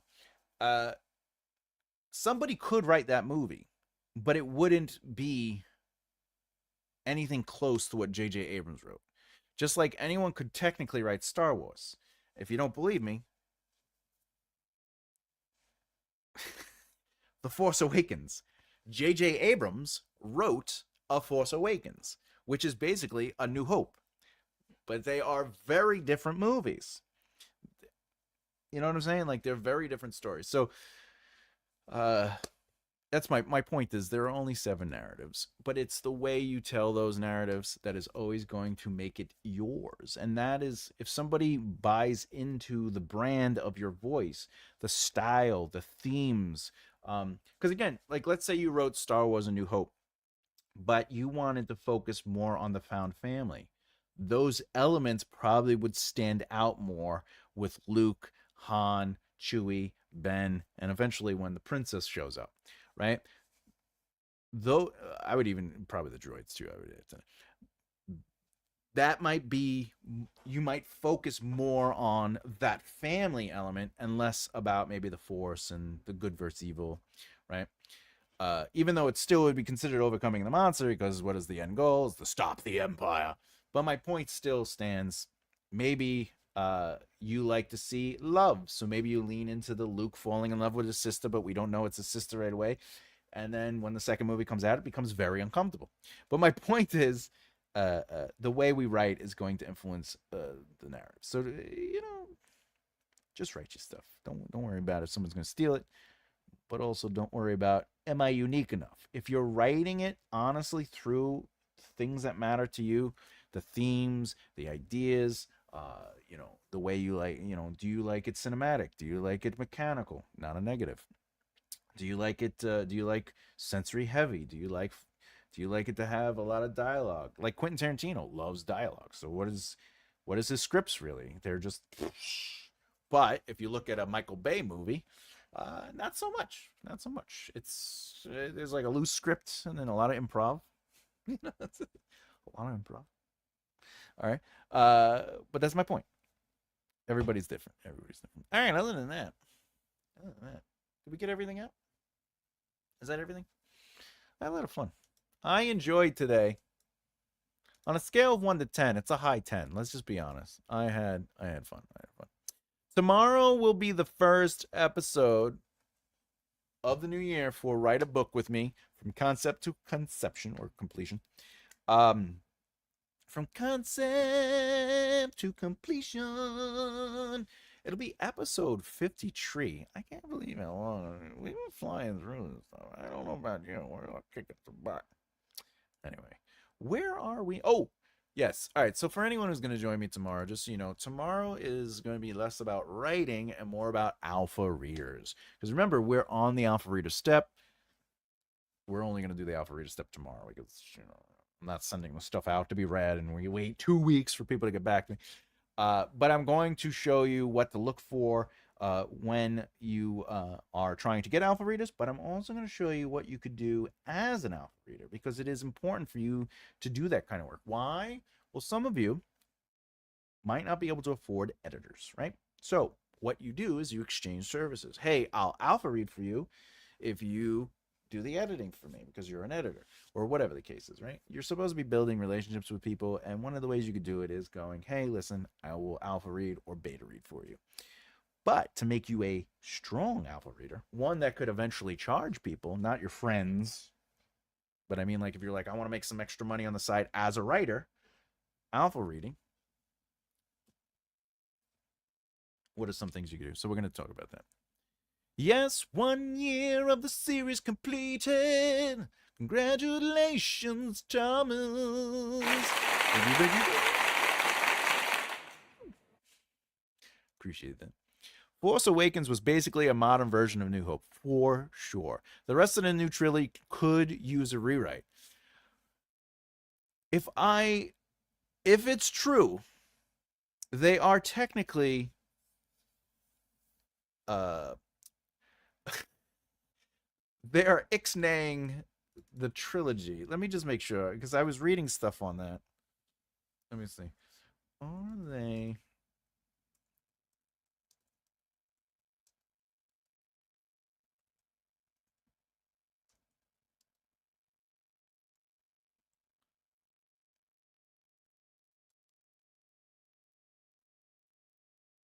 I think they're retcon. They haven't officially ignored the sequel, but they are creatively sidestepping or retconning elements due to its device. Yeah, all right. They're not just going, hey, that didn't happen. They're changing a lot of the information connected to those. Um, Thank you so much, JK. By the way, I did vote for you. I sent all the information in today. I took care of that for you. But yeah, so the sequel trilogy, I think that's so funny that they did that. They are ultimately trying to retcon things, but they did so with Ahsoka leaning into new directions that sometimes does contradict or overshadow the sequel's narrative. Though Lucasfilm maintains their part of canon and future projects are built. But I heard that they just canceled the potential.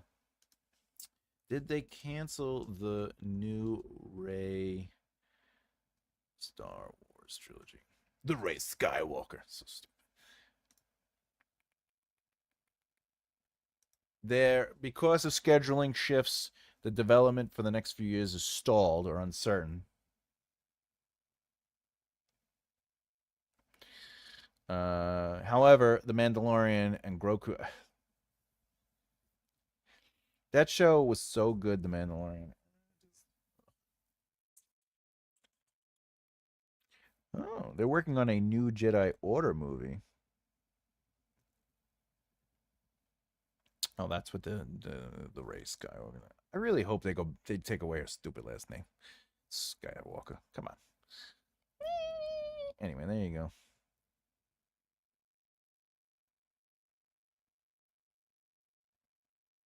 Oh wait. I don't know. Okay, doesn't matter. Doesn't matter. Anyway, there isn't it. Did we do a day? We did a full day. We did a good day. I'm gonna have a little sippy sip.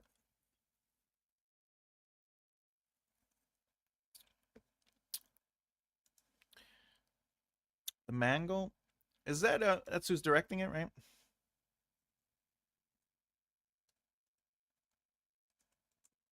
James Mangle. What's he working on though? Oh, he did Ford versus Ferrara. That was a good movie. I didn't know he directed it. I enjoyed. Wow, he lost a lot of weight. I enjoyed that movie. Up and coming, Juliet. What did when you say the Mongol? What is that? Oh, the Jedi Origin. It says here he's not working on it, but let's see. No. Oh my God, he wrote Indiana Jones and the Dial of Destiny. Oh, well, I guess he directed it, didn't he? No, he didn't direct it. Oh no, he left the project and then Steven Spielberg took over. My brother gave me a Groku stuffy. I have it on my end table. So adorable. I watched The Mandalorian just to see Grogu. Yeah. The thing is, if they lean into Grogu, I think they're gonna ruin it. They're gonna ruin the Mandalorian. But like the way they did it in season 1 and 2, you know. But then it like, I tried. I got thoughts. I got, I got lots of thoughts, but it doesn't matter. It's just me. Like, who cares? Who cares? Who cares? It's all opinions. If you love something, just enjoy it. Have fun with it. Me not liking it doesn't mean anyone else liking it is wrong. You know what I'm saying? It is not a judgment on somebody's character. Sometimes it is. Sometimes it is the Jedi Order. All right. Other than that, I had fun. Anything else? Let's get rid of this. Boop, boop, boop, boop, boop, boop. Oh, what do we got? Oh yeah, season 1 and 2 really happened, right? 3 was a fever dream. Yeah, 3. You know what? All right, listen. I'm not gonna go into a long rant, but I'll say this.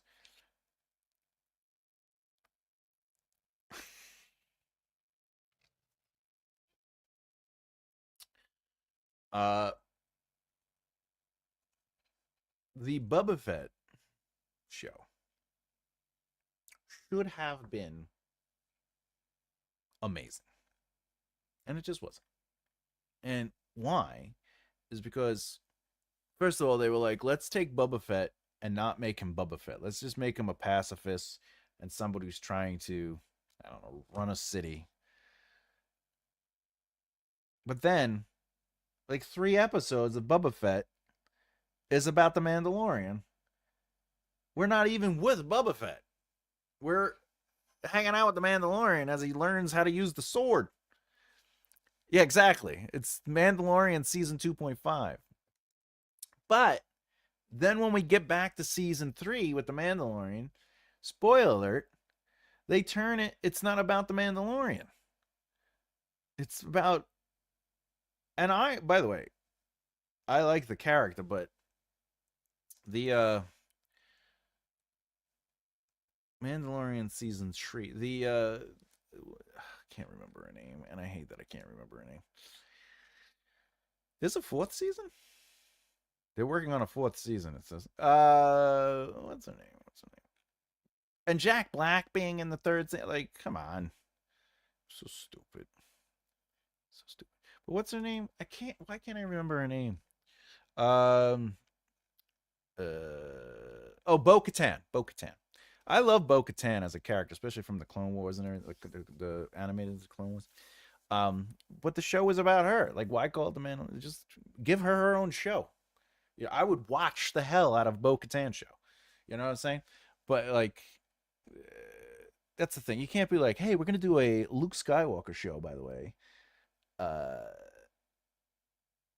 but it's not gonna. We're not really gonna focus on Luke Skywalker. We just want you to watch the show. But when you get here, it's actually gonna be about this other character. You know. Oh, yeah, listen. Can I hold Goku? And Jack Black. I want to hold Goku, and Jack Black's hugging Goku. I was like, come on. So bad. I was so upset. So upset. Whatever. I will say this though: the Darth Vader. I mean the Kenobi show. Yeah. Kenobi. um, that show could have been amazing too. But again, they tricked us. They were like, "Hey, this is Obi-Wan Kenobi show," but then it really wasn't Obi-Wan Kenobi show. It really focused on that other character, and I can't remember her name, Reva or something like that. Darth Vader. Anytime Vader's on the screen, I'm happy. They usually do a good job with him. But uh, again, like we don't care if it's Obi-Wan's show. Let's watch Obi-Wan. Let's see what's going on with him. I like Ahsoka too. I thought it was well done, but my brother hated it. I'll say this much: I did not finish the show. There is an episode that I wish I got to, but I didn't, and it's the one where she actually hangs out with Anakin Skywalker, and they have that whole dream thing. I've seen clips of that, and I wish I had seen the show to get there, but I cannot get past the second episode. I just can't do it. And I want to watch Andor season 2, but I lost faith in Star Wars stuff. I just can't do it. I know there's something there. I just I'm a fan of the mythology of Star Wars. I am not a fan of Star Wars anymore. Like it's like when I say about music, like I'm a Black Sabbath fan because I can listen to pretty much every Black Sabbath album, right?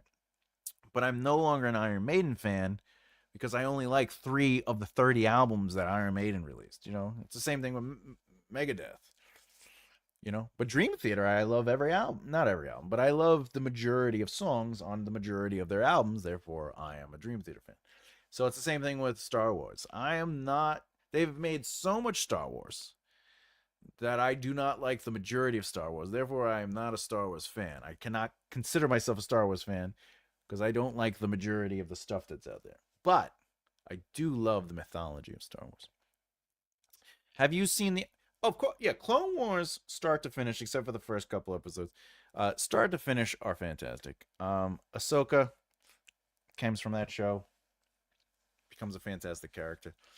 I love that they are following Anakin. I think Anakin on that show is far more developed and interesting than Anakin in the prequels. Uh, it's just Darth Maul coming back. Not that I'm a huge Darth Maul fan, but the way they did it, fantastic. The way they did the Palpatine, do it, uh, fantastic. It's an amazing show. Disney has destroyed a lot. Yes, I would agree with that. Yes, I agree with that. Andor is helpful if you suffer from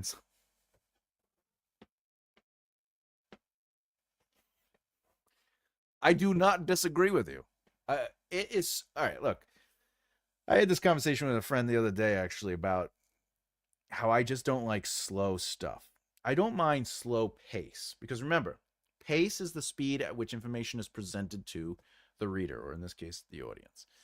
Slow and fast are different things. So, pace would be I need you to know this information, right? So, Planters is a peanut. and these are honey roasted peanuts. Pace is that I just gave you that information. Now, if it's a slower pace, it would be Planters dry roasted. By the way, I'm just going to talk fast because it has nothing to do with it, right? Planters dry roasted, honey roasted peanuts. You could have some. It's full. It's full. I did open it. I had a handful of it.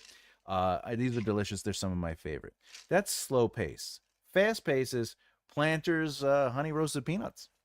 And then the other character says, "Oh, did you have some already?" "Yes, I opened it." "Would you like some?" "Yeah." What are they? Who makes them?" "Oh, Planters." And the reason it's faster pace is because the information is broken up between a conversation, two people. So what is slow? Planters, dry, roasted, honey roasted peanuts. I hate that in film and television. Like, just say the dialogue. I don't mind emotional truth. Like, if they're just like, Planters, dry roasted. These honey roasted peanuts are just so right. That's different. A performance is different. But when they're just like Obi-Wan Kenobi, like shut up. You know what I'm saying? Just saying. Thought I was the only one who fell asleep during. Yeah, I've Andor the first season. The writing is there. I can see the writing. I can give the writing thumbs up, but it's so slow. I hate slow. But I don't mind slow pace. I don't mind us going into something, but I also just get to the point. I love Clone Wars, even some Bad Batch. I didn't get to watch Bad Batch, but everyone said it was very good. But I think anything Clone, if it's the same creators and stuff, I really hope that you know, they really gave it the same love. But Anakin in the prequels was very. I like that meme where it's Padme, where is Padme? Um, you in your anger, you seem to have killed her. I like when Padme, the meme where she's like wearing that really sexy dress, and she's like, but like she has the cleavage, and then the thing is like, but Anakin, we can't be together. Also, the moment Anakin says, "I hate sand," of course, and it gets everywhere. I was like, somebody doesn't know what romance is, George Lucas. Oh, and the staring. Yeah. Lots of staring in Ahsoka. Oh my god, this. And then she just like puts her arm in and she walks. Ahsoka's slow too. Ahsoka is slow. Bad Batch was really good at last saw it. Yeah, I definitely want to watch that. I definitely want to watch that. Bad Batch is basically like 30. Fantastic. Fantastic.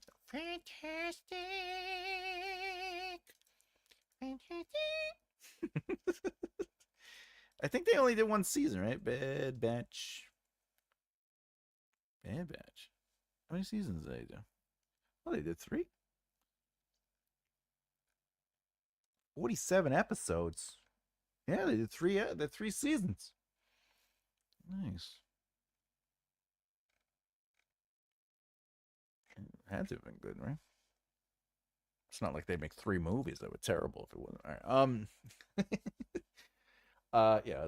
I could go on for my one of my friends and I. We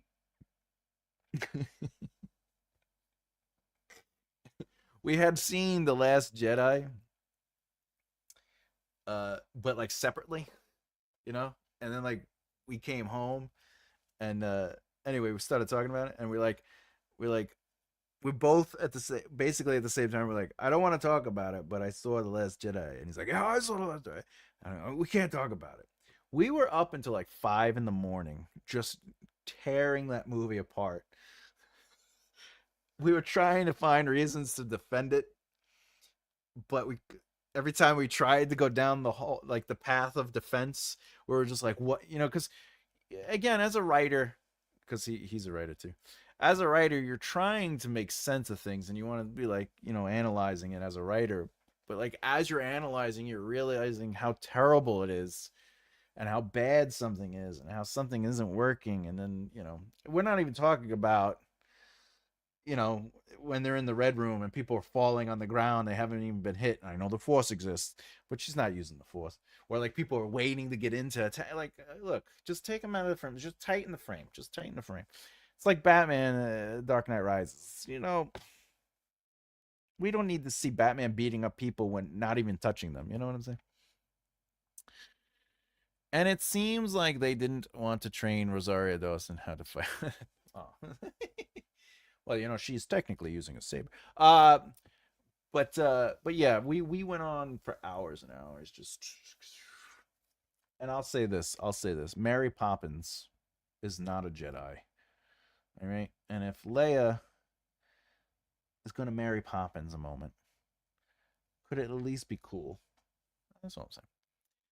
All right, each is a clone, but they all have their own personalities. Oh yeah, because they're like aren't they like deformed clones? Aren't they like they're the Bad Batch? They're the messed up clones, right? The budget has gone, must have gone into this. We don't have a lot of good scenes to play out. Maybe we could just extend the show. I will say this much: I did not see the Acolyte. Let's just put it that way. We are many.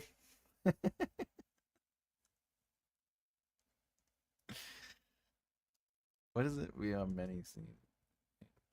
We are one. Oh, the power of one, the power of two, the power of many. I've watched so many clips on it because I was like, maybe I should watch this show, and there's so much I can't even. I'm glad they canceled it. Is that the last one in the sequel? No, the last one is the Rise of Skywalker, and it turns out it has nothing to do with Skywalker. That's what I'm saying. Like, you can't be like, hey, Luke Skywalker. At least it could have. It can't even be Ben because Ben is not. He's a solo. Anyway, they're like the Rise of Skywalker, and then it's just Ray going, "My name is Skywalker," and I'm like, "No, it is not." By the way, in that movie, Ray Palpatine heals without any training a creature. And I know that Goku does it too in the show, and I have issues with that too. However, let me state that Anakin Skywalker turning into Vader wouldn't exist if that skill was profoundly known. But how do these two characters, especially Rey, know how to heal? If all the great masters, including Palpatine, did not know how to heal people. And Palpatine says that healing is not a Jedi power, it is the dark side. There are some powers that are deemed unnatural. My point is, Palpatine spent his whole life trying to learn how to heal and say and bring back people from the dead and all this other stuff. And she's just like, oh, this beast is hurt. And the beast is like, oh, thank you. And then he slides off.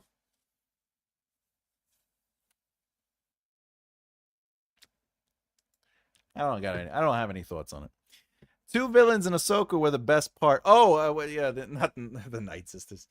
Yeah, but he didn't he die? Didn't the guy die? Frank Stevenson or something like that. We are no Jedi. Those guys, right? We are no Jedis. I like lines like that. Sometimes you get some bangers, but I never saw that coming. It didn't make sense to me. It would have been better if she was the long lost daughter of Luke. I mean, Luke did have twins. Um, didn't he have twins with some lady? And but they took away the extended universe.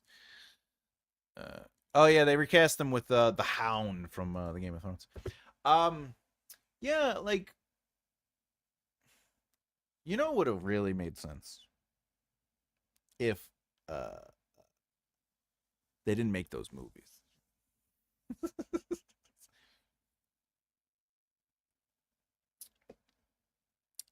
Mara Jade, that's right, Mara Jade from the extended universes. They destroyed the whole. That one movie did more damage to the established. Also, the Acolyte, not to get into it, but the Acolyte took away Anakin Skywalker being the chosen one. Because, again, the power is so difficult that even Palpatine couldn't learn it. And these witches are like, hey, we made two of them. And you're like, why do the movies even exist? And the only reason I'm saying it's crazy is because Palpatine's master is watching all of this. So he knew what they were doing and learned the skill. Just saying. I didn't make it past the first episode of Acolyte. I will say this. Again, I didn't watch Acolyte, but I did watch there's a fight scene. The fight scene is badass. But again, like who cares about a fight? Like, if the narrative is the rule of cool only works if it's doing something. You know what I'm saying? Like if it's interesting. But the fight was really awesome, but the show was just terrible. Whatever. At least we got to see his butt. Right, because they show his butt when when he goes in the water. Whatever. I don't got time for it. Snoke should have been Plagueis. I think that would have been interesting because even in the books, uh, oh, Plagueis the Wise. Well, Plagueis is Palpatine's. No, I don't think. I think he should have been Palpatine because they were leaning into the Palpatine thing where he's the clone, which they sort of play with in Rise of Skywalker. But in the books, Palpatine does send his energy to these clones, and then Luke Skywalker goes to stop him, and then he sort of gets turned to the dark side. And then I could be wrong on this. This is the extended universe. Leia goes to help pull him out of it. Because Leia does learn Jedi. She learns how to use her Jedi powers in the books. Something like that. I agree with that. Luke should have battled. I think if Luke fought Snoke, that would have been fun and definitely interesting because they were supposed to be these two sides of a coin, superpower and whatever. But whatever. But I'll be honest, I kind of liked when Ben just like tricked him and then killed him. I thought that was interesting. But then what they did with it wasn't interesting. It was just like, all right, we just got to erase everything that J.J. Abrams did. And then J.J. Abrams comes in and goes, we got to erase everything that Rian Johnson did. Yeah, it started out with a fight, but no one knew who they were that was fighting. There was no buildup. Yeah, it's like starting on page one and be like, here's an emotional scene. And you're like, I don't know who these people are. Snoke should have been Samuel Jackson. Oh, Mace Windu. Mace Windu. I thought you were saying he should actually have been Samuel Jackson. That would have been funny. Mace Windu. Oh, that would have been an interesting twist. Mace Windu is supposed to still be alive, by the way, as per George Lucas and Samuel Jackson. Because you don't see him die, you just see him fly out the window. Unlimited power. Okay. Paps thought he killed him. Yeah, he was like, hey. Oh, he thought he killed Plagueis the Wise. Plagueis isn't that wise. He doesn't know. He doesn't know anything because he wasn't able to do anything. They made up the Palpatine explanation in retrospect, and it was as dumb as it sounds. Like somehow Palpatine returned. I would have said I'm gonna need more on that. Are you telling me the greatest, most powerful emperor of our generation and before just somehow returned, and that's all we're gonna say? We're not gonna. Can we sit on that for a minute? By the way, that's fast pace. When they're like, somehow Palpatine returned, and then they just move on. That's what fast pace looks like. And the pacing was off because they're just like, here's something interesting and important. We don't need to talk about it. Thus, the head injury. Oh, I see. Oh, I can see the attachment. I can see. All right, okay. Adam Driver probably got a lapper though. He definitely had to have at least gotten one lapper. Because they were like, look, we're gonna kill you off, and he was like, sure, let's do it. Also, Adam Driver came up with a really awesome Ben Solo movie, but the studio was like, "But we killed you off," and he's like, "But somehow Palpatine returned," and then the conversation ended. Can you imagine? There were so many theories about this mysterious Snoke guy, and it didn't occur to any of the writers that this plot point is important. Look, somehow Snoke died, all right? You're not supposed to worry about important information, Afghani, like. As a less than casual Star Wars fan, Jar Jar was awesome, and the new trilogy was great. Well, obviously, that's rage bait. I think if they had the courage, the huevos, to do it, Jar Jar was supposed to be the Dark Lord before Palpatine. And everything in that first movie points to that being true, including Jar Jar Binks' eye color. And even George Lucas said he is the secret to it all. He's the most important element. And they were just like, let's back off. But I think if they went ahead and made Jar Jar Darth Jar Jar, I think that would have been amazing. Even if it ended up being terrible. Because I don't think as the Dark Lord, I don't think Darth Jar Jar would be like, I don't think he would have done that. I think he would have leaned into the darkness of it. But just that turn would have been awesome. Didn't earn it. That's DEI. Didn't earn it.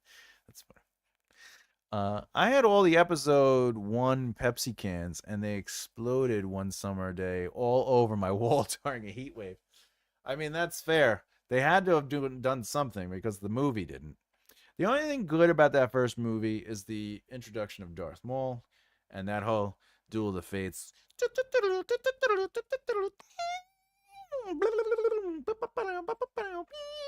Um, I did like that they had Frank Oz come back and like puppeteer Yoda, and then they were just like, "Let's fix that in post." Uh, the second movie, is there anything? I guess Genosa, maybe. I don't know. There wasn't very much interesting. I didn't like the thing.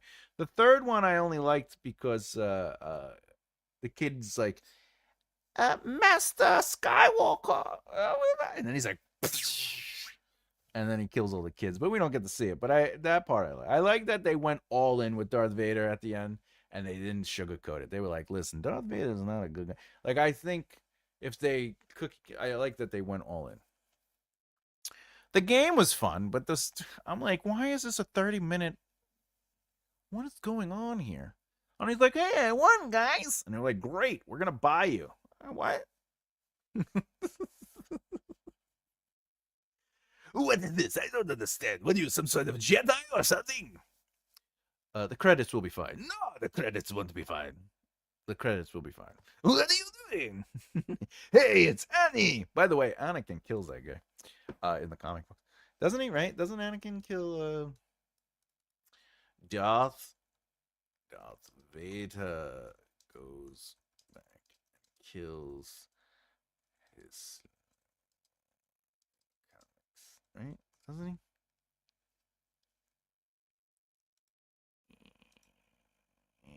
He kills Tatooine. Yeah, the Watto. He kills Watto, right? Darth Vader goes back and kills Watto. Watto. Yes. Anakin Skywalker as Vader goes back and kills Watto. Annie dead.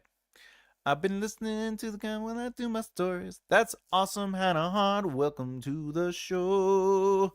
I watched Revenge of the Sith in the theater.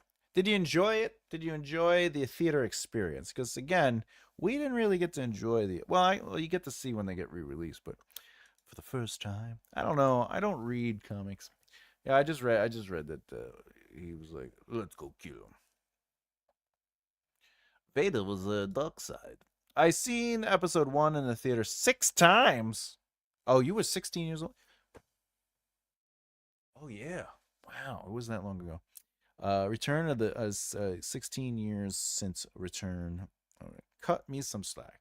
Of course, no one's judging you for liking a movie. I assure you, my friend. I assure you, there are plenty of movies I like that I would judge I would expect to be judged. But at the same time, and one of those movies is Freaks.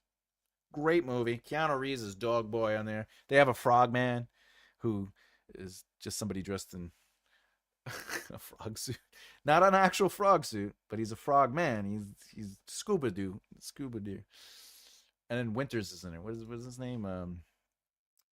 Keanu and Winters. I forget what his name. His name is uh from Bill and Ted's. Jonathan Wint. No. What's his name? What's his name? What is his name? Alex Winter. Alex Winter. I saw Return of the Jedi in '83. Oh, you're lucky. Was I even old enough? I wasn't even old enough. Whoop. I was 5. I don't. I would definitely didn't go see that in the theater. If you could rewrite any of the 9 films, which would you? Ooh, that's a good one. Well, I would. First of all, if I could redo the sequels, the 3, 7, 8, 9, I would do that.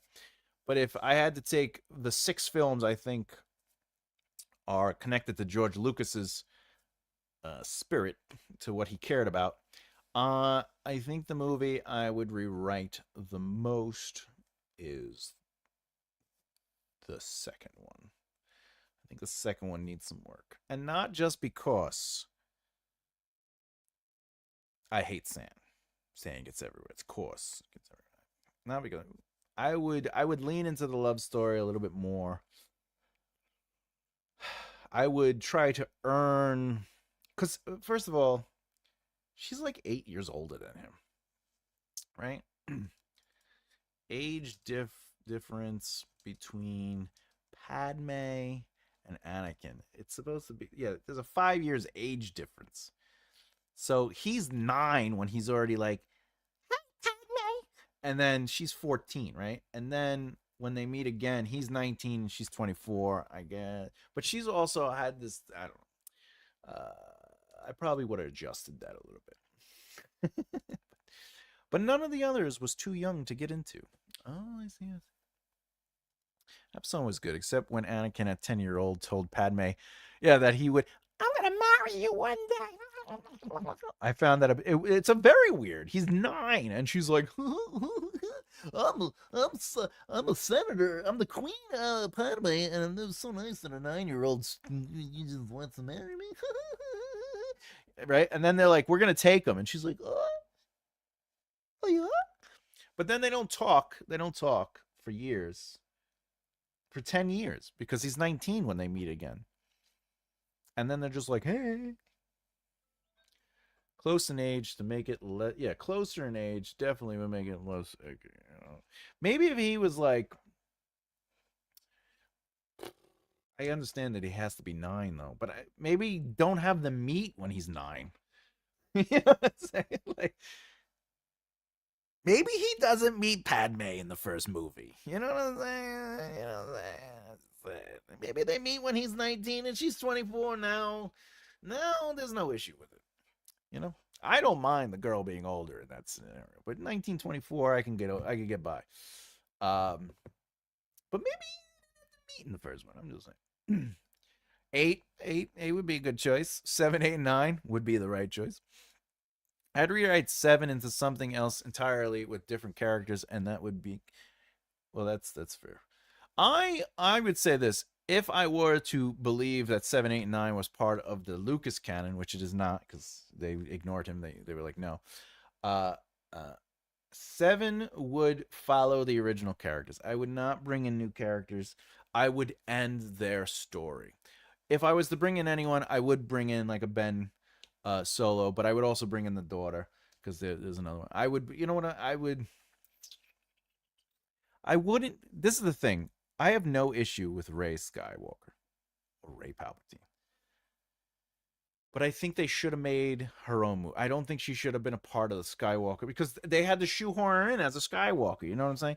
I think they should have focused on ending the real story, and then did a Rey Palpatine or Rey. They could have just been like Rey and just made her own. And she could have been this all powerful character. But I think connecting her, shoehorning her in to be like, we're gonna work off of this. I think that was a bad idea. To be fair, I'd expect a person of political power to be into it. A person of political power. Wow. To be fair, I'd expect the person. Are you referencing? Are you referencing the age difference? Would make Snoke and Luke live to battle, or at least have Luke and Rey confront Kylo and Snoke together. Again, I don't think Rey should have been. I don't. I think it should have been. We should have finished the Skywalker story. I think that would have been the way to go. That would have made much more sense. Why does she have to be so much older than him, though? Oh, well, 5 years difference isn't too bad, but it is when he's 9 and she's 14. I think the 1924 could work, but also I don't think it should be lingered on. I don't think we should be like, hey, he's 19, she's 21. I think it'd be like, if what it is, a freshman in college and like a senior that started dating. Like it would be almost similar to that. Or whatever, sophomore or whatever. What's the second year in college? I wouldn't have made Luke try to kill Ben. Yeah, that was stupid. That was really dumb. I felt the evil in him, and I was like, ah! And then I was like, just kidding. But he woke up before I realized that, and he was like, crushed us, and then he killed everybody. And then I was like, no more Jedi for me, and the Force is evil. I'm gonna go into my own despair. Stupid. So stupid. It could have been so good, too. Even as a casual, I felt like they were setting up something that never delivered.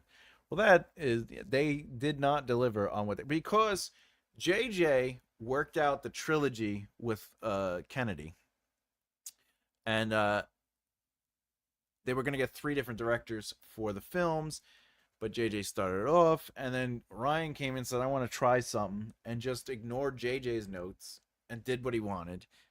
And then because it was so diverse, divisive, I should say, JJ was brought back to fix it, and to fix it, he had to sort of try to get back to the original narrative through line, but he couldn't. So the only way they could draw people back was going somehow Palpatine return.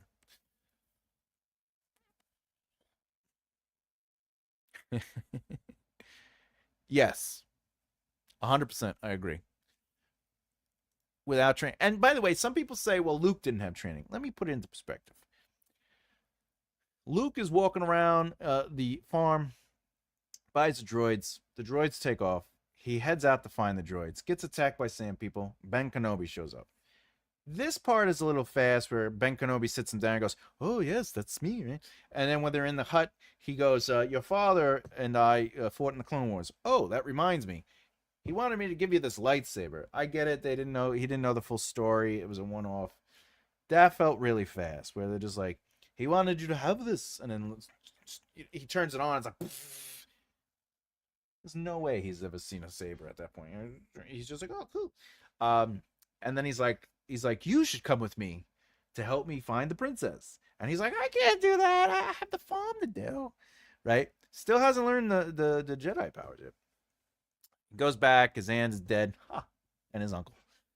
But when they get onto the, what the hell is an aluminum Falcon? When they get on the Falcon, he has the head thing on. He's trying to, block things. He's getting hit, and Ben's like, use the Force, Luke. And he does, but he's not really good with it. And the movie never has him do anything extreme with the Force. All he does is he ends up using the Force to help him shoot into the hole. In the second movie, he kind of understands the Force, but then he goes to Yoda, and it's supposed to be like a good amount of time, a couple months, right? But he still loses to Darth Vader.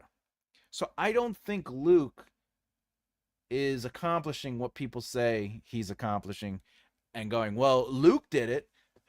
But Rey Skywalker is literally like no one's trained. Well, Leia trains her, if I remember correctly, in the third movie. I forget. I don't know if it's the third one or the second one. It's stupid. I honestly expect Rey to be adapted into the Skywalker family after Han died. I expected Rey to be adopted. Oh, adopted. Yeah, but she'd be a solo. You know what I'm saying? Ben and Han. I like that they killed Han Solo off, though. That was fun. That was interesting. Maybe if they had made him more mature. If he wasn't like, hey, look, I made a robot. Oh, you mean when he's 19? Yeah, no, that I agree with. He's just like, the Jedi angry. Like, you're 19, bro. I'm laughing right now because I'm updating my second island going, Croaking Echoes. I like it. I like it. Woo! They could have solved the whole problem by taking the planning that Lucas did for but they were just like, we don't want to do that because. And by the way, again, I don't like. I think Leia is an amazing character, and I would have loved it if she got the Force powers, uh, and got to really use them. But for Kenny to come out and say the Force is female, I think that's where they were just like, and then you start connecting the dots, and even like, what's his face?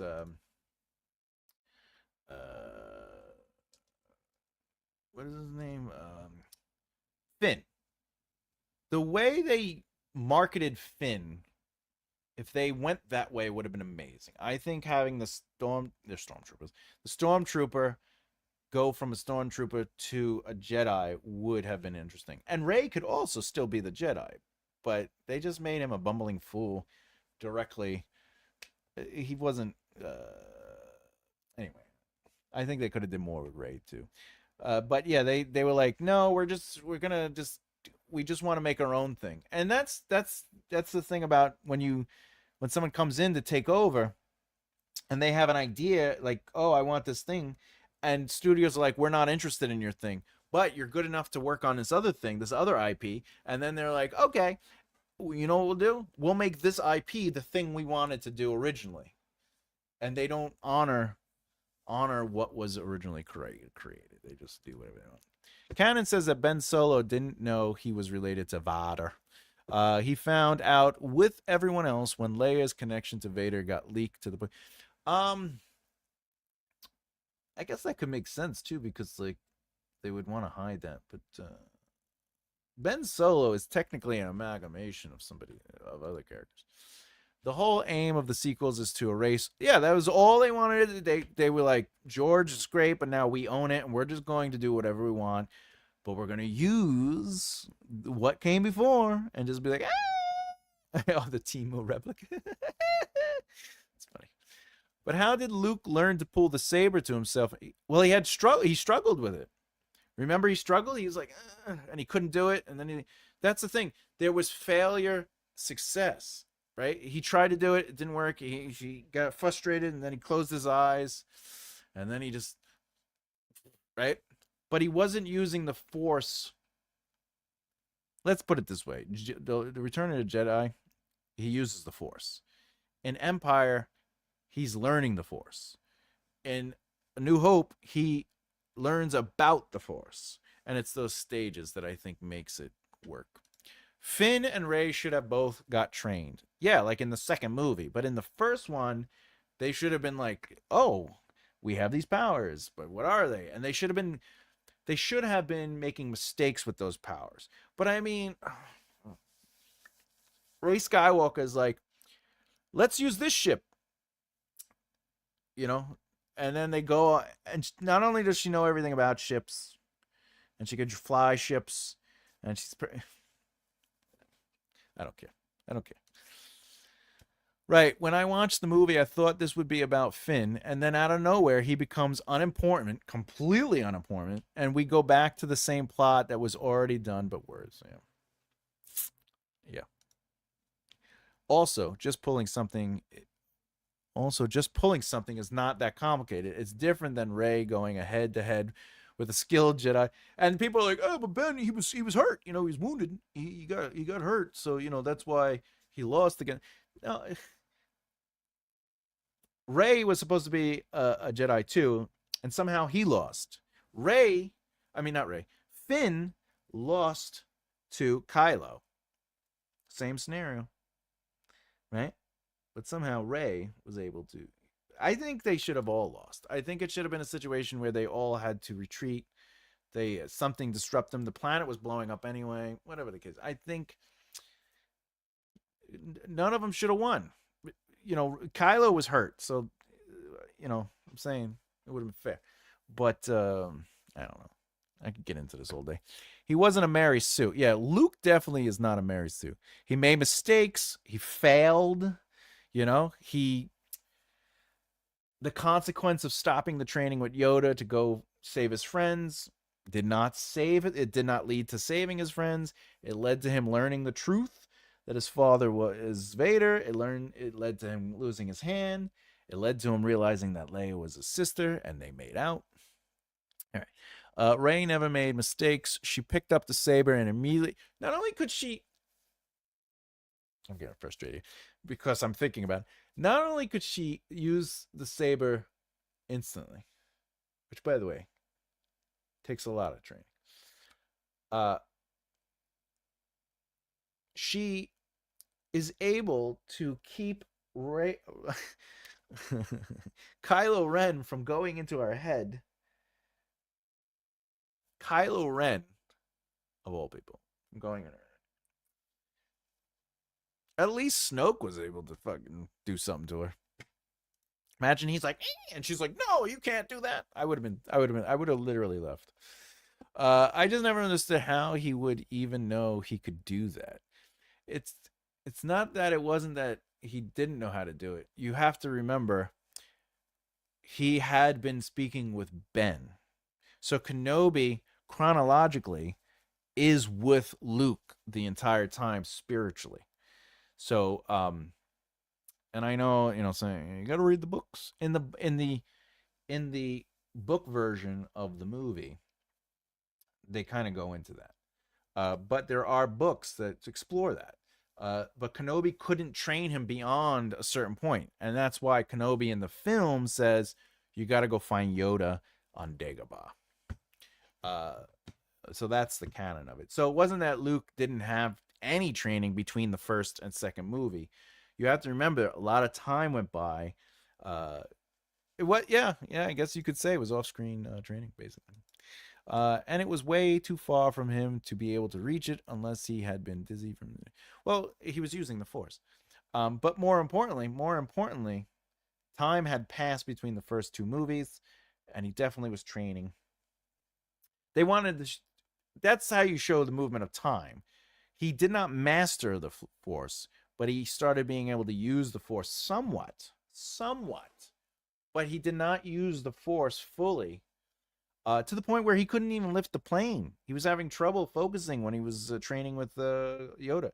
So there's a lot going on that him being able to pull the lightsaber is not a big deal.